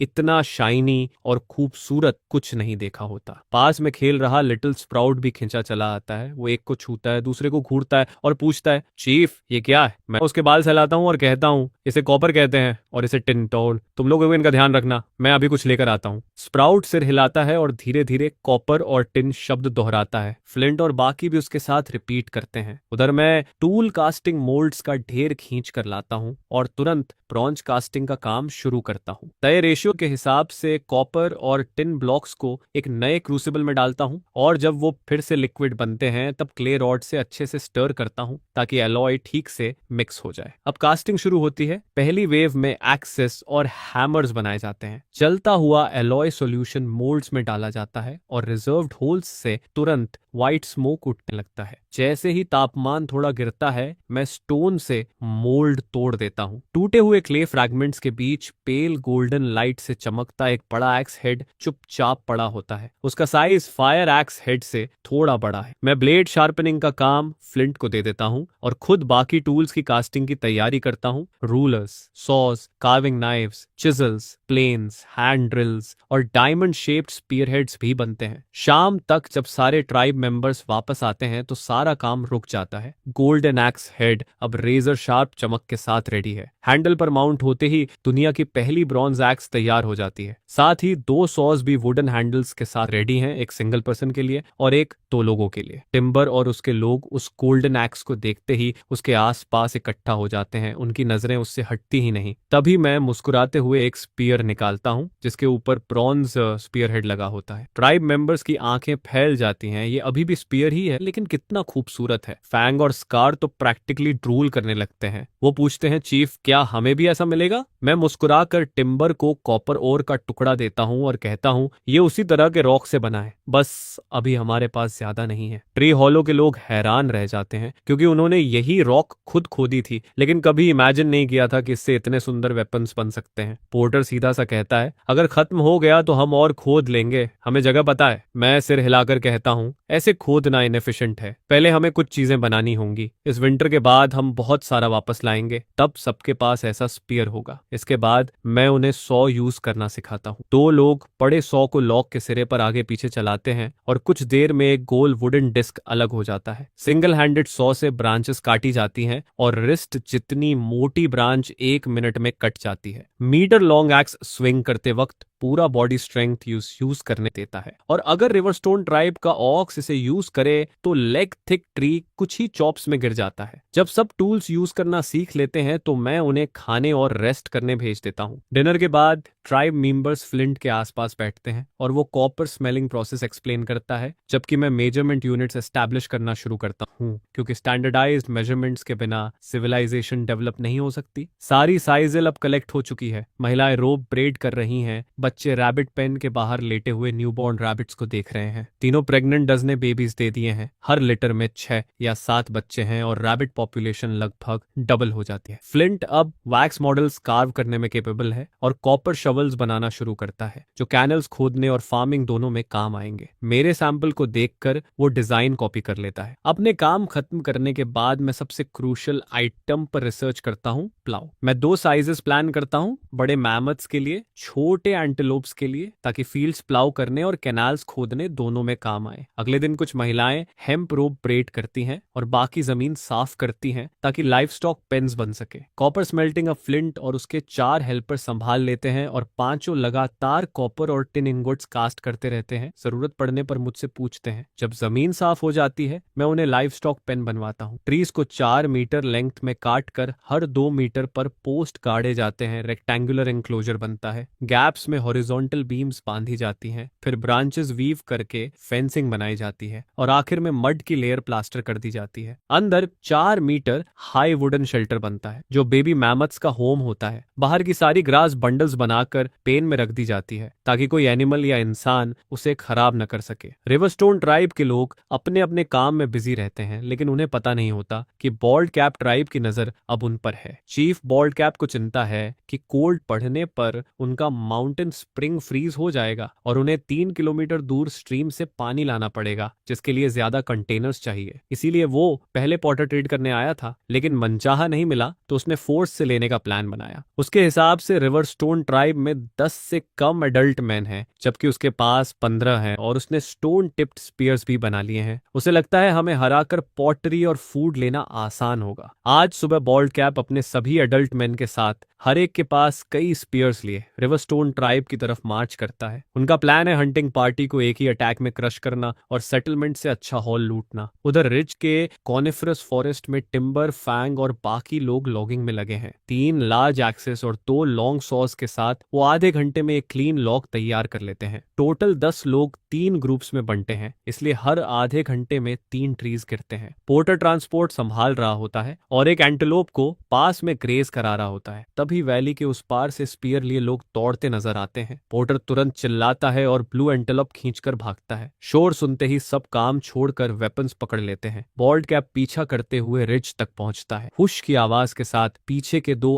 एंटेलोप्स स्पीयर से गिरते हैं और बाकी 4 उन्हें घसीटते हुए ग्रास माउंटेन की तरफ भागते हैं। यह देखकर रिवरस्टोन के लोग स्टोन एक्सिस बेल्ट से निकालकर फेंकते हैं और 3 एनिमीज तुरंत गिरते हैं, 2 घायल होते हैं। अब सिर्फ 10 आगे बढ़ते हैं। बॉल्ड कैप गुस्से में दूसरा स्पीयर वॉली ऑर्डर करता है, लेकिन टिम्बर का ग्रुप ट्रीज के पीछे छिप जाता है और सारे स्पीयर जमीन में तिरछे धंस जाते हैं। यह देखकर स्कार और बाकी लोग फिर से पेड़ों के पीछे से निकलते हैं और उसी पल 9 व्हाइट शाफ्ट स्पीयर्स एक साथ हवा चीरते हुए उड़ते हैं, जिस पर बॉल्ड कैप की ट्राइब के 4 और आदमी तुरंत गिर जाते हैं। बाकी लोग डरकर पेड़ों के पीछे छिप जाते हैं और स्कार का ग्रुप भी फिर से कवर ले लेता है। अगली चाल का इंतजार करता है, लेकिन सामने से कोई आवाज नहीं आती। उन्हें नहीं पता होता कि बॉल्ड कैप अंदर ही अंदर डर से जकड़ जाता है, क्योंकि सामने वाला दुश्मन उसकी कल्पना से कहीं ज्यादा टेरिफाइंग है और उसे अब एहसास होता है कि रिवरस्टोन ट्राइब में लोग उसकी उम्मीद से ज्यादा है, जबकि उसकी तरफ अब सिर्फ 8 लोग बचे हैं, जिनमें 2 घायल हैं। ऐसे में लड़ाई जारी रखना नामुमकिन है, जिस पर वो तुरंत बचे हुए लोगों को लेकर केव की तरफ भाग जाता है। उधर लिटिल स्प्राउट मेरा हाथ पकड़कर 2 मैमथ्स की तरफ खींचता है, क्योंकि वो चाहता है कि मैं उनके नाम रखूं। बड़े वाले का नाम मैं ऐश रखता हूं और छोटे वाले का बो।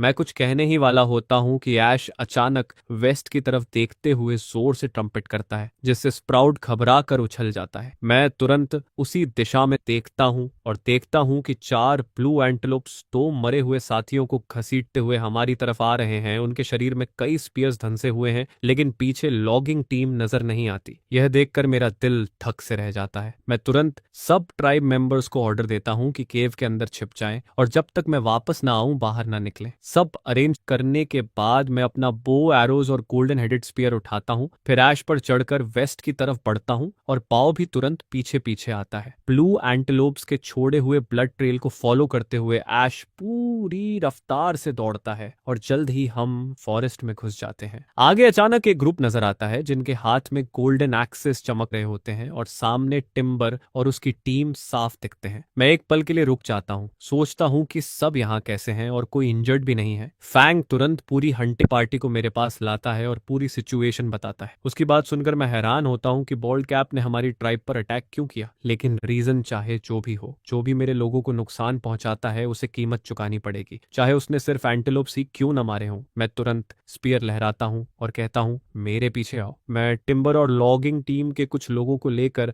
बॉल्ड कैप की ट्राइब की तरफ बढ़ता हूँ। करीब दोपहर 2 बजे हम उनके केव के पास पहुंचते हैं, लेकिन एंट्रेंस के सामने का क्लियरिंग पूरी तरह खाली होता है। केव का मुंह एक जायंट बोल्डर से बंद है, लेकिन एक बड़ा गैप अभी भी खुला है, जिसमें से कई जोड़ी आंखें झांक रही हैं और बॉल्ड कैप भी उनमें शामिल है। उसे सबसे ज्यादा डर इसी बात का था कि हम रिवेंज लेने आएंगे, और वही होता है। हम सच में आए हैं और हमारी लाइनअप देखकर उसका पछतावा साफ दिखता है, क्योंकि क्योंकि सामने मैं ऐश पर सवार हूँ, हाथ में चमकता गोल्डन हेडेड स्पीयर लिए। मैं तुरंत बो निकालता हूँ और एरो चढ़ाता हूँ। अगले ही पल एक चीख सुनाई देती है। बॉल्ड कैप की आंख के आर पार एरो चला जाता है। मैं ऑक्स, स्टोन और सिक्स को इशारा करता हूँ कि बोल्डर हटाओ। तो तीनों आगे बढ़कर पूरी ताकत लगाते हैं, लेकिन बोल्डर मुश्किल से हिलता है। मैं गैप की तरफ बढ़ता हूँ और एक और एरो रेडी करता हूँ। बोल्डर के पीछे कई आदमी उसे थामे हुए होते हैं और जैसे ही एरो छूटता है, दो आदमी आर पार छिद जाते हैं। बाकी लोग डरकर पीछे हट जाते हैं और ऑक्स व बाकी दो आखिरकार बोल्डर को हटा देते हैं। बोल्डर के पीछे पड़े तीन घायल शरीर दबकर खून से लथपथ हो जाते हैं और कुछ ही पलों में उनकी सांस खत्म हो जाती है। केव का मुंह अब पूरी तरह खुला है। अंदर पीली आग की रोशनी झिलमिलाती है। महिलाएं और बच्चे घास के ढेर में दुबके कांप रहे होते हैं। 5 एडल्ट मैन बचे हैं, जिनमें 3 स्पीयर्स पकड़े सामने खड़े हैं और 2 घायल पीछे पड़े कराह रहे हैं। मैं स्पीयर पकड़े अंदर बढ़ता हूँ और टिम्बर व बाकी लोग गोल्डन एक्सिस के साथ पीछे चलते हैं। तीनों आदमी हमारे सामने कांपते हुए कुछ बड़बड़ाते हैं, जैसे दया मांग रहे हो, लेकिन हाथ में वेपन लिए दया मांगना मुझे मंजूर नहीं। मैं स्पीयर घुमाकर उनके स्पीयर जमीन पर गिरा देता हूँ। तभी पीछे पड़ा एक घायल आदमी चुपके से पत्थर उठाता है, शायद आखिरी कोशिश करना चाहता है, लेकिन मैं तुरंत स्पीयर आगे बढ़ाता हूँ और उसका सीना आर पार हो जाता है। मैं गरज कर कहता हूँ, सब घुटनों पर बैठो,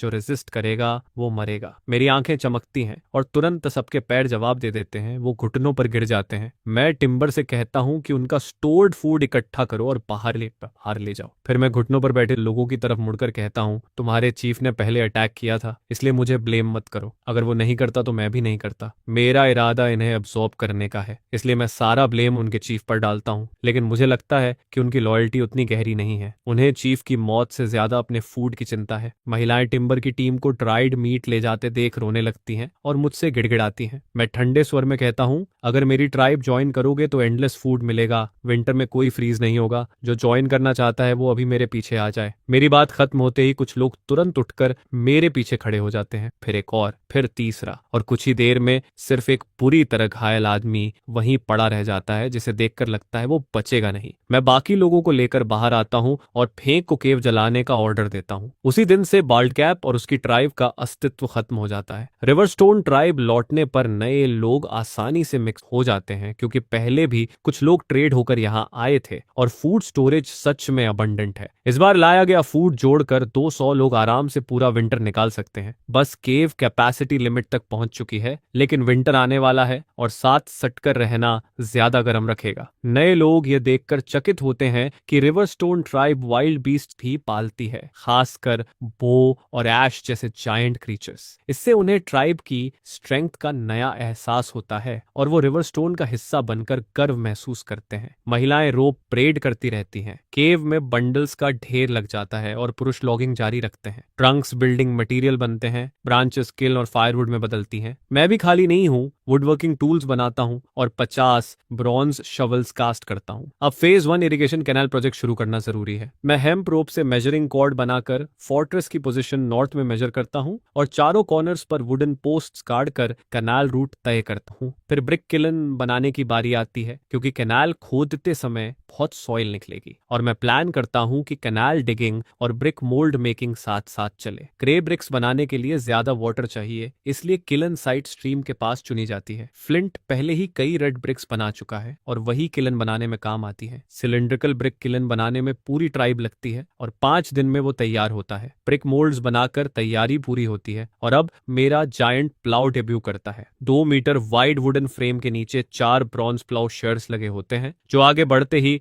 2 मीटर चौड़ा और 40 सेंटीमीटर गहरा हिस्सा पलट देते हैं। इस कॉन्ट्रैप्शन की पावर बो और ऐश है। दोनों जायंट प्लाउ साथ साथ आगे बढ़ते हैं और पूरा 4 मीटर वाइड कैनाल रूट पलट देते हैं। 1 घंटे से भी कम में वो 700 मीटर लंबा कैनाल 40 सेंटीमीटर गहराई तक प्लाउ कर देते हैं। यह देखकर मैं अंदर से बेहद एक्साइटेड हो जाता हूँ, क्योंकि जिस स्पीड से काम हो रहा है, शायद मेरा फोर्ट्रेस कंस्ट्रक्शन प्लान 3 साल भी न ले। ब्रिक फायरिंग का प्लान मैं विंटर के लिए रखता हूँ, क्योंकि तब सबके पास फ्री टाइम होगा और किलन के पास काम करना ठंड में गर्म भी रखेगा, मतलब हैप्पी जॉब होगा। लेकिन अभी एक प्रॉब्लम है। जो ब्रिक मोल्ड्स हम बना रहे हैं वो रैम्ड अर्थ सिटी वॉल के लिए हैं, इसलिए हर ब्रिक बहुत बड़ा है। इससे क्ले मटेरियल और ब्रिक मोल्ड्स को ट्रांसपोर्ट करना बेहद टाइम कंज्यूमिंग हो जाता है। ये देखकर मैं तुरंत डिसाइड करता हूँ कि एक सिंपल व्हील बैरो बनाया जाए। नया प्रोजेक्ट शुरू हो रहा है तो हेल्पर्स ढूंढना जरूरी है। बाद में यही लोग ट्राइब के प्रोफेशनल कारपेंटर्स बन सकते हैं। रिवर स्टोन ट्राइब में सबसे टैलेंटेड कारपेंट्री में बेसिन है। ट्री हॉलो ट्राइब में इसी ने हॉट कोल से वुडन स्टंप में बकेट जैसा हॉलो जलाकर बनाया था। दूसरा है ऑनेस्ट पोर्टर, जो ज्यादा बोलता नहीं लेकिन काम में बेहद सॉलिड है। अपनी पास्ट लाइफ की कार्ड्स की मेमोरी से डिजाइन मॉडिफाई करके हम तीनों पूरा दिन लगाकर पहला व्हील बैरो बनाते हैं। जैसे ही तैयार होता है उसे वर्क क्रू को दे दिया जाता है। लोग इस नए ट्रांसपोर्ट टूल में काफी इंटरेस्ट लेते हैं। शोल्डर और हाथ से ढोने की तुलना में यह कम थकाऊ लगता है, लेकिन मैं पूरी तरह सेटिस्फाइड नहीं हूं। मैं नोटिस करता हूं कि टर्न लेते वक्त व्हील बैरो लेफ्ट और राइट वॉबल करता है। इस रेट से तो जल्दी टूट जाएगा। प्रॉब्लम समझते ही मैं एक्सेल एक्सटेंड करने का इंप्रूवमेंट शुरू कर देता हूं। अपने दो असिस्टेंट्स को समझाकर हम तीनों अपने अपने हिस्से पर काम करते हैं। दूसरी बिल्ड पहली से काफी फास्टर होती है। 2 घंटे बाद सेकंड जनरेशन व्हील बैरो तैयार हो जाता है और इस बार वॉबल नहीं होता। तुरंत वर्क एफिशिएंसी बढ़ जाती है। अब यही सेकंड कार प्रोडक्शन मॉडल बन जाता है और हम मास मैन्युफैक्चरिंग शुरू करते हैं। पहले फेज में 30 यूनिट्स बनते हैं। मेन और वुमेन मिलाकर डोजन्स एडल्ट लेबरर्स हैं और ये व्हील बैरोज सॉइल हॉल करने के लिए परफेक्ट हैं। फ्यूचर में हेवी यूज होगा। आने वाले दिनों में कारपेंटर ट्रियो हर 2 दिन में 3 व्हील बैरोज बनाता है और फेज 1 इरिगेशन कैनाल तेजी से आगे बढ़ता है। ब्रिक मेकिंग का काम भी स्पीड पकड़ता है क्योंकि व्हील बैरोज लगातार ऐड हो रहे हैं। 18वें दिन तक 700 मीटर लंबा और 4 मीटर डीप ट्रेंच मेरे सामने खड़ा होता है। मैं कैनाल डगिंग रोकने का ऑर्डर देता हूं। बाकी 2 मीटर तब खोदा जाएगा जब वाटर चैनल करना होगा। अब ट्राइब मेंबर्स नॉर्मल रूटीन पर लौटते हैं। मेन लॉगिंग जारी रखते हैं, फ्यूचर कंस्ट्रक्शन के लिए स्टॉक पाइल करते हैं। विमेन फिर फूड गैदर करने लगती हैं क्योंकि उनके हिसाब से जितना ज्यादा फूड उतना बेटर। 30 व्हील बैरोज तैयार हो चुके हैं ताकि फ्यूचर में लार्ज स्केल कॉपर और माइनिंग पॉसिबल हो। बेसिन और पोर्टर अब एंटेलोप्स द्वारा खींचे जाने वाले लार्ज कार्ट्स डिजाइन कर रहे हैं मेरी गाइडेंस में। मैं उन्हें 4 व्हील कार्ट डिजाइन समझाकर खुद सोचने देता हूँ। उधर मैं फील्ड प्लाउज बनाता रहता हूँ। हर कोई अपने काम में बिजी है। एक सुबह जब मैं केव से बाहर निकलता हूँ तो सामने सब कुछ सफेद दिखता है। आखिरकार लॉन्ग अवेटेड विंटर आ चुका है। कूस फेदर जैसे स्नोफ्लेक्स गिरते रहते हैं। स्काई डार्क और ग्लूमी है और पता नहीं कब रुकेगा। मैन का लॉगिंग वर्क रुक जाता है। सब केव में सिमट जाते हैं। विमेन भी फूड गैदर करने की जिद छोड़ देती हैं। इस वेदर में ब्रिक फायरिंग पॉसिबल नहीं तो स्नो रुकने तक वेट करना पड़ता है। मैं अपना लॉन्ग प्लान्ड इनिशिएटिव शुरू करता हूँ। सबको कॉमन टंग और राइटिंग सिस्टम सिखाना। रिवरस्टोन ट्राइब के लोग बेसिक वोकैबुलरी पहले ही सीख चुके हैं। खासकर लिटिल स्प्राउट सिंपल फ्रेजेस बोल लेता है। अब काम आसान है, बस उन्हें और एसेंशियल वर्ड्स और सेंटेंसेस बनाना सिखाना है। राइटिंग के लिए सिंप्लीफाइड कैरेक्टर्स सिखाना अभी रियलिस्टिक नहीं, इसलिए क्लरिकल स्क्रिप्ट जैसे पिक्टोग्राफ्स से शुरुआत करता हूँ। लिखना जरूरी नहीं, पहचानना जरूरी है। लर्निंग एंथुजियाज्म लाने के लिए मैं रूल बनाता हूँ। डिनर से पहले प्रोग्रेस चेक होगी। जो रिसाइट नहीं करेगा उसे हाफ रेशन, जो बेस्ट करेगा उसे रिवॉर्ड। स्ट्रैटेजी परफेक्ट काम करती है। ट्राइब मेंबर्स मोटिवेटेड हो जाते हैं, खासकर बच्चे जो लेसन्स के बाद ग्रुप्स में प्रैक्टिस करते हैं। कुछ दिन बाद स्नो रुक जाता है और ब्रिक फायरिंग ऑफिशियली शुरू होती है। 2 किलन्स पर्सनली डेमोन्स्ट्रेट करने के बाद मैं काम ट्राइब को सौंप देता हूँ। उन्हें रोज काम नहीं करना, बस किलन लोड और अनलोड के समय। बाकी फायरिंग और कूलिंग टाइम है। दिन ऐसे ही गुजरते हैं। रोज लैंग्वेज और कैरेक्टर्स पढ़ना, हर कुछ दिन ब्रिक्स मूव करना। सिंपल लेकिन फुलफिलिंग लाइफ। जब फ्री होते हैं तो मोस्टली मेन ऑर्नामेंटल एक्सेसरीज बनाते हैं। बोन नेकलेसेस, फेदर्स और कई चीजें। मुझे समझ नहीं आता तो एल्डर हॉर्न बताता है कि स्प्रिंग में कई ट्राइब्स गैदरिंग करते हैं ताकि इन ब्रीडिंग और जेनेटिक डिग्रेडेशन ना हो। अगर वुमन को कोई मैन पसंद आता है तो वो उसकी ट्राइब ज्वाइन करती है। स्टैंडर्ड है स्ट्रेंथ, ट्राइब पावर और फूड अबंडेंस, और बोन ऑर्नामेंट से यह देखा जाता है। अगर किसी के पास लॉन्ग थाई बोन वेपन है तो समझो ट्राइब स्ट्रांग है। ये सुनकर मुझे इंस्पिरेशन मिलता है। लगता है मैं खुद कुछ मिस कर रहा हूँ। बोन नेकलेसेस में मेरी इंटरेस्ट नहीं है। मैं डिसाइड करता हूँ कि सॉलिड स्टाइल एक्सेसरीज बनाऊं। यूजुअली गोल्ड, सिल्वर, जेडे या लेदर से बनते हैं, लेकिन हमारे पास गोल्ड नहीं है तो मैं ओपन वर्क कॉपर से अपना क्राउन बनाता हूँ। टिम्बर के लिए टिन से सिल्वर कलर्ड सर्कल बनाता हूँ और वो खुश हो जाता है। बाकी एडल्ट मैन भी एनिमल, हाइट, वुड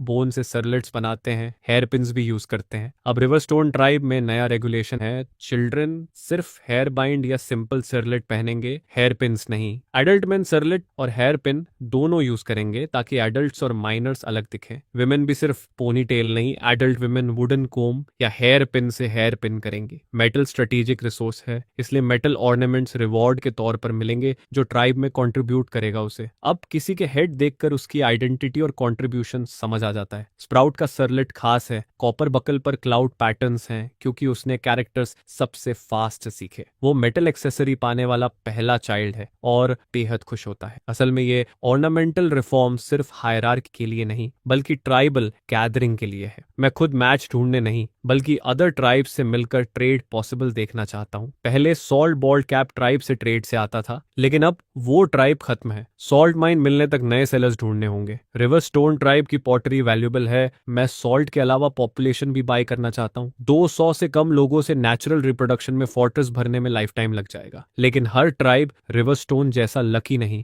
जो फूड अबंडेंट हो और डेवलपमेंट प्लान सोच सके। ईस्ट में ब्लैक विस्कर ट्राइब है, करीब 150 लोगों का मीडियम साइज्ड ट्राइब। उनका मेजर डिफरेंस है फेथ। वो ब्लैक रैट को वर्शिप करते हैं और उनके पास शामन है जो डिवाइन मेट्रन ब्लैक विस्कर नाम की एल्डरली वुमन से कम्युनिकेट करती है। इस विंटर मेट्रन ब्लैक विस्कर दावा करती है कि उसे डिवाइन गाइडेंस मिला है। उसे चिंता है कि उनकी स्टोर्ड फूड नेक्स्ट स्प्रिंग तक नहीं चलेगी, जिस पर वो चीफ से कहती है कि हंटिंग पार्टी लेकर बाहर जाओ और नया फूड ढूंढो। इस तरह ब्लैक विस्कर ट्राइब का चीफ विस्कर 19 आदमियों को लेकर हंटिंग पर निकलता है। कुछ ही समय बाद उन्हें एक अजीब चीज दिखती है। उनके ट्राइब के वेस्ट वाले फॉरेस्ट एज के पास कभी कभी थिक ब्लैक स्मोक उठता दिखता है। यह साफ है कि यह इंसानों ने जानबूझकर जलाया है, लेकिन वेस्ट में लोग कब से बस गए। बहुत पहले वो वेस्टर्न फॉरेस्ट एज तक गए थे, लेकिन 8 या 9 मीटर चौड़ी रिवर पार नहीं कर पाए, इसलिए फिर कभी इतना दूर नहीं गए। अब स्मोक की लोकेशन देखकर साफ है कि यह रिवर के पास ही है। चीफ विस्कर तुरंत यह बात मेट्रन ब्लैक विस्कर को बताता है। वह ज्यादा सरप्राइज नहीं होती बल्कि क्यूरियस होती है कि ये लोग बार बार फायर क्यों जला रहे हैं। उसकी समझ में फायर फूड पकाने के लिए होता है, अगर वार्मथ के लिए होता तो लगातार जलाते रहते। वो कंफ्यूज्ड है, इसलिए चीफ विस्कर को कहती है कि लोगों को लेकर जाकर जांच करो और अगर पॉसिबल हो तो ट्रेड भी ट्राई करो, शायद उनसे कुछ सीखने को मिले। इस तरह चीफ विस्कर अपनी टीम लेकर डिप्लोमेटिक मिशन पर निकलता है। उधर रिवर स्टोन ट्राइब में बेसिन और 6 ब्रिक किलन की रखवाली कर रहे हैं। बीच बीच में वो किलन चेक करते हैं और फायरवुड डालते हैं। रात से लेकर दोपहर तक फायरिंग चलती है। किलन के अंदर brick moulds blinding red heat पर पहुंच जाते हैं। अब समय है किल फ्लड और सील करने का। बेसिन 6 को इशारा करता है कि केव से हेल्प बुला लाओ। 6 बिना पीछे देखे दौड़ जाता है, लेकिन बेसिन के अकेले पहरे के दौरान अचानक बाव की जोरदार रोर गूंजती है। फिर बाव के दौड़ने की आवाज आती है और साथ में इंसानों की शाउटिंग। बेसिन जल्दी से अंडरग्राउंड फायर पिट से ऊपर चढ़ता है। जैसे ही उसका सिर बाहर निकलता है, वो देखता है कि दर्जन भर स्पीयर्स बाव की तरफ उड़ रहे हैं। डर कर वो सीधा केव की तरफ भागता है। मैं उसी वक्त लोगों को किलन फ्लड करने ले जाने की तैयारी कर रहा होता हूँ। जैसे ही केव से बाहर निकलता हूँ, मैं देखता हूँ कि बाव को दौड़ाकर अटैक किया जा रहा है। चीफ विस्कर और उसके आदमी पहले पीछा करना चाहते थे, लेकिन मुझे क्राउड के साथ निकलते देख रुक जाते हैं। मैं गुस्से में चिल्लाता हूँ, कौन हिम्मत करता है मेरे बो पर अटैक करने की? सब अपने वेपन्स उठाओ। मेरे ऑर्डर सुनते ही पूरे ट्राइब मेंबर्स दहाड़ते हुए बाहर निकलते हैं। 70 या 80 लोग वेपन्स लेकर चीफ विस्कर के ग्रुप को चारों तरफ से घेर लेते हैं। चीफ विस्कर का जबड़ा खुला रह जाता है। सामने हर आदमी फियर्स और मेनेसिंग दिखता है। मैं गोल्डन क्राउन और गोल्डन हेयर पिन पहने, वाइट शाफ्ट गोल्डन स्पीयर पकड़े उसे घूर रहा होता हूँ। पीछे की फॉर्मेशन और भी आई ब्लाइंडिंग है। हर आदमी के हाथ में चमकता ब्रॉन्ज शवल है। चाहे कॉम्बैट एबिलिटी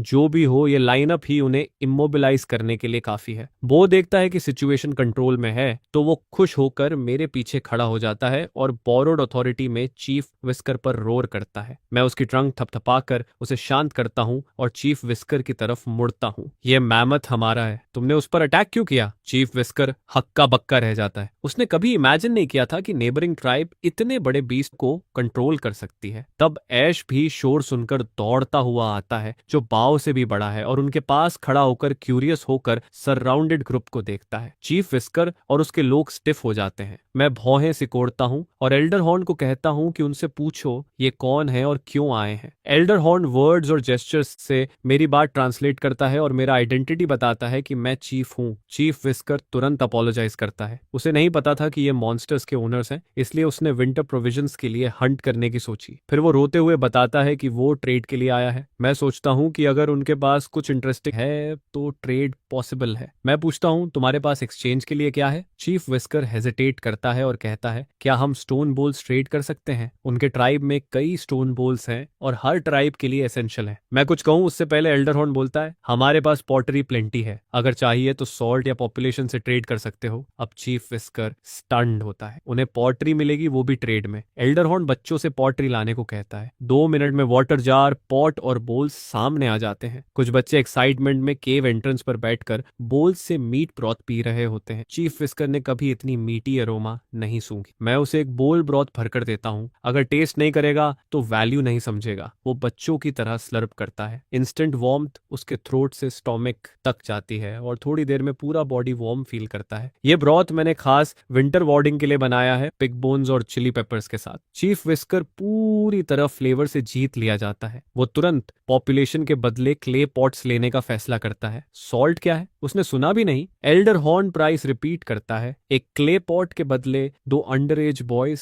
या एक adult women. Chief whisker price acceptable मानता है, लेकिन इस ट्रिप में वुमेन या चिल्ड्रन नहीं लाया। फिर वो शर्माते हुए कहता है कि क्या अभी पॉट ले जा सकता है और अगली बार लोग लाएगा। मैं तुरंत मना कर देता हूँ। क्रेडिट इम्पॉसिबल है, अगर वो डिफॉल्ट कर दें तो मैं फूल बन जाऊंगा। यह देखकर चीफ विस्कर एक बुल्जिक हाइड सैक निकालता है और मुझे देता है। वो कहता है इसमें फूड है, ज्यादा नहीं, लेकिन पॉटरी बोल ले जाने दो, अगली बार लोग लाएंगे। मैं कैजुअली सैक खोलता हूँ, लेकिन अगली ही पल मेरी नजर जम जाती है। ये पीनट्स है। मेरा दिमाग तुरंत विस्कर जेस्चर से बताता है कि उनका डेटी ब्लैक रैट है और पीनट्स रैट बरोज से निकाले जाते हैं। उनके ट्राइब में पीनट्स प्रेशियस नहीं है। मैं साइलेंटली नोट करता हूँ और एक लार्ज बास्केट निकालता हूँ। ऐसा फुल बास्केट पीनट्स पॉटरी के बदले ट्रेड हो सकता है, लेकिन शेल्स डैमेज नहीं होने चाहिए। चीफ विस्कर खुश होकर अग्री करता है और नेक्स्ट टाइम ज्यादा लाने का प्रॉमिस करता है। आखिर में वो large basket, clay pot, clay बोल और एक लेडल लेकर चला जाता है। उन्हें जाते देख अचानक मुझे फियर फील होता है। इस बार एक अननोन ट्राइब हमारे केव एंट्रेंस तक पहुंच गई। लकीली उनकी संख्या कम थी। अगर वो स्पेसिफिकली रिवरस्टोन ट्राइब पर अटैक करने आते तो शायद हम होल्ड कर लेते, लेकिन कैजुअलिटीज जरूर होती। मैं पहले ही डिफेंसिव फोर्टिफिकेशंस का प्लान बना चुका था, लेकिन इतनी बड़ी सिटी वॉल्स ऐसे ही एकदम से कैसे बन जाती। इस बीच के डिफेंसिव गैप पीरियड में मुझे पहले कुछ टेम्पररी डिफेंसिव वर्क्स तैयार करने होंगे जिन पर हम रिलाई कर सके। सबसे पहले मैं टिम्बर को कहता हूँ कि लोग लेकर ब्रिक किलन फ्लड और सील करते। फिर मैं केव के एंट्रेंस पर खड़ा होकर सोचता हूँ किलन पिछले 2 महीनों से लगातार फायरिंग कर रही है और हमने फिनिश्ड ब्रिक्स का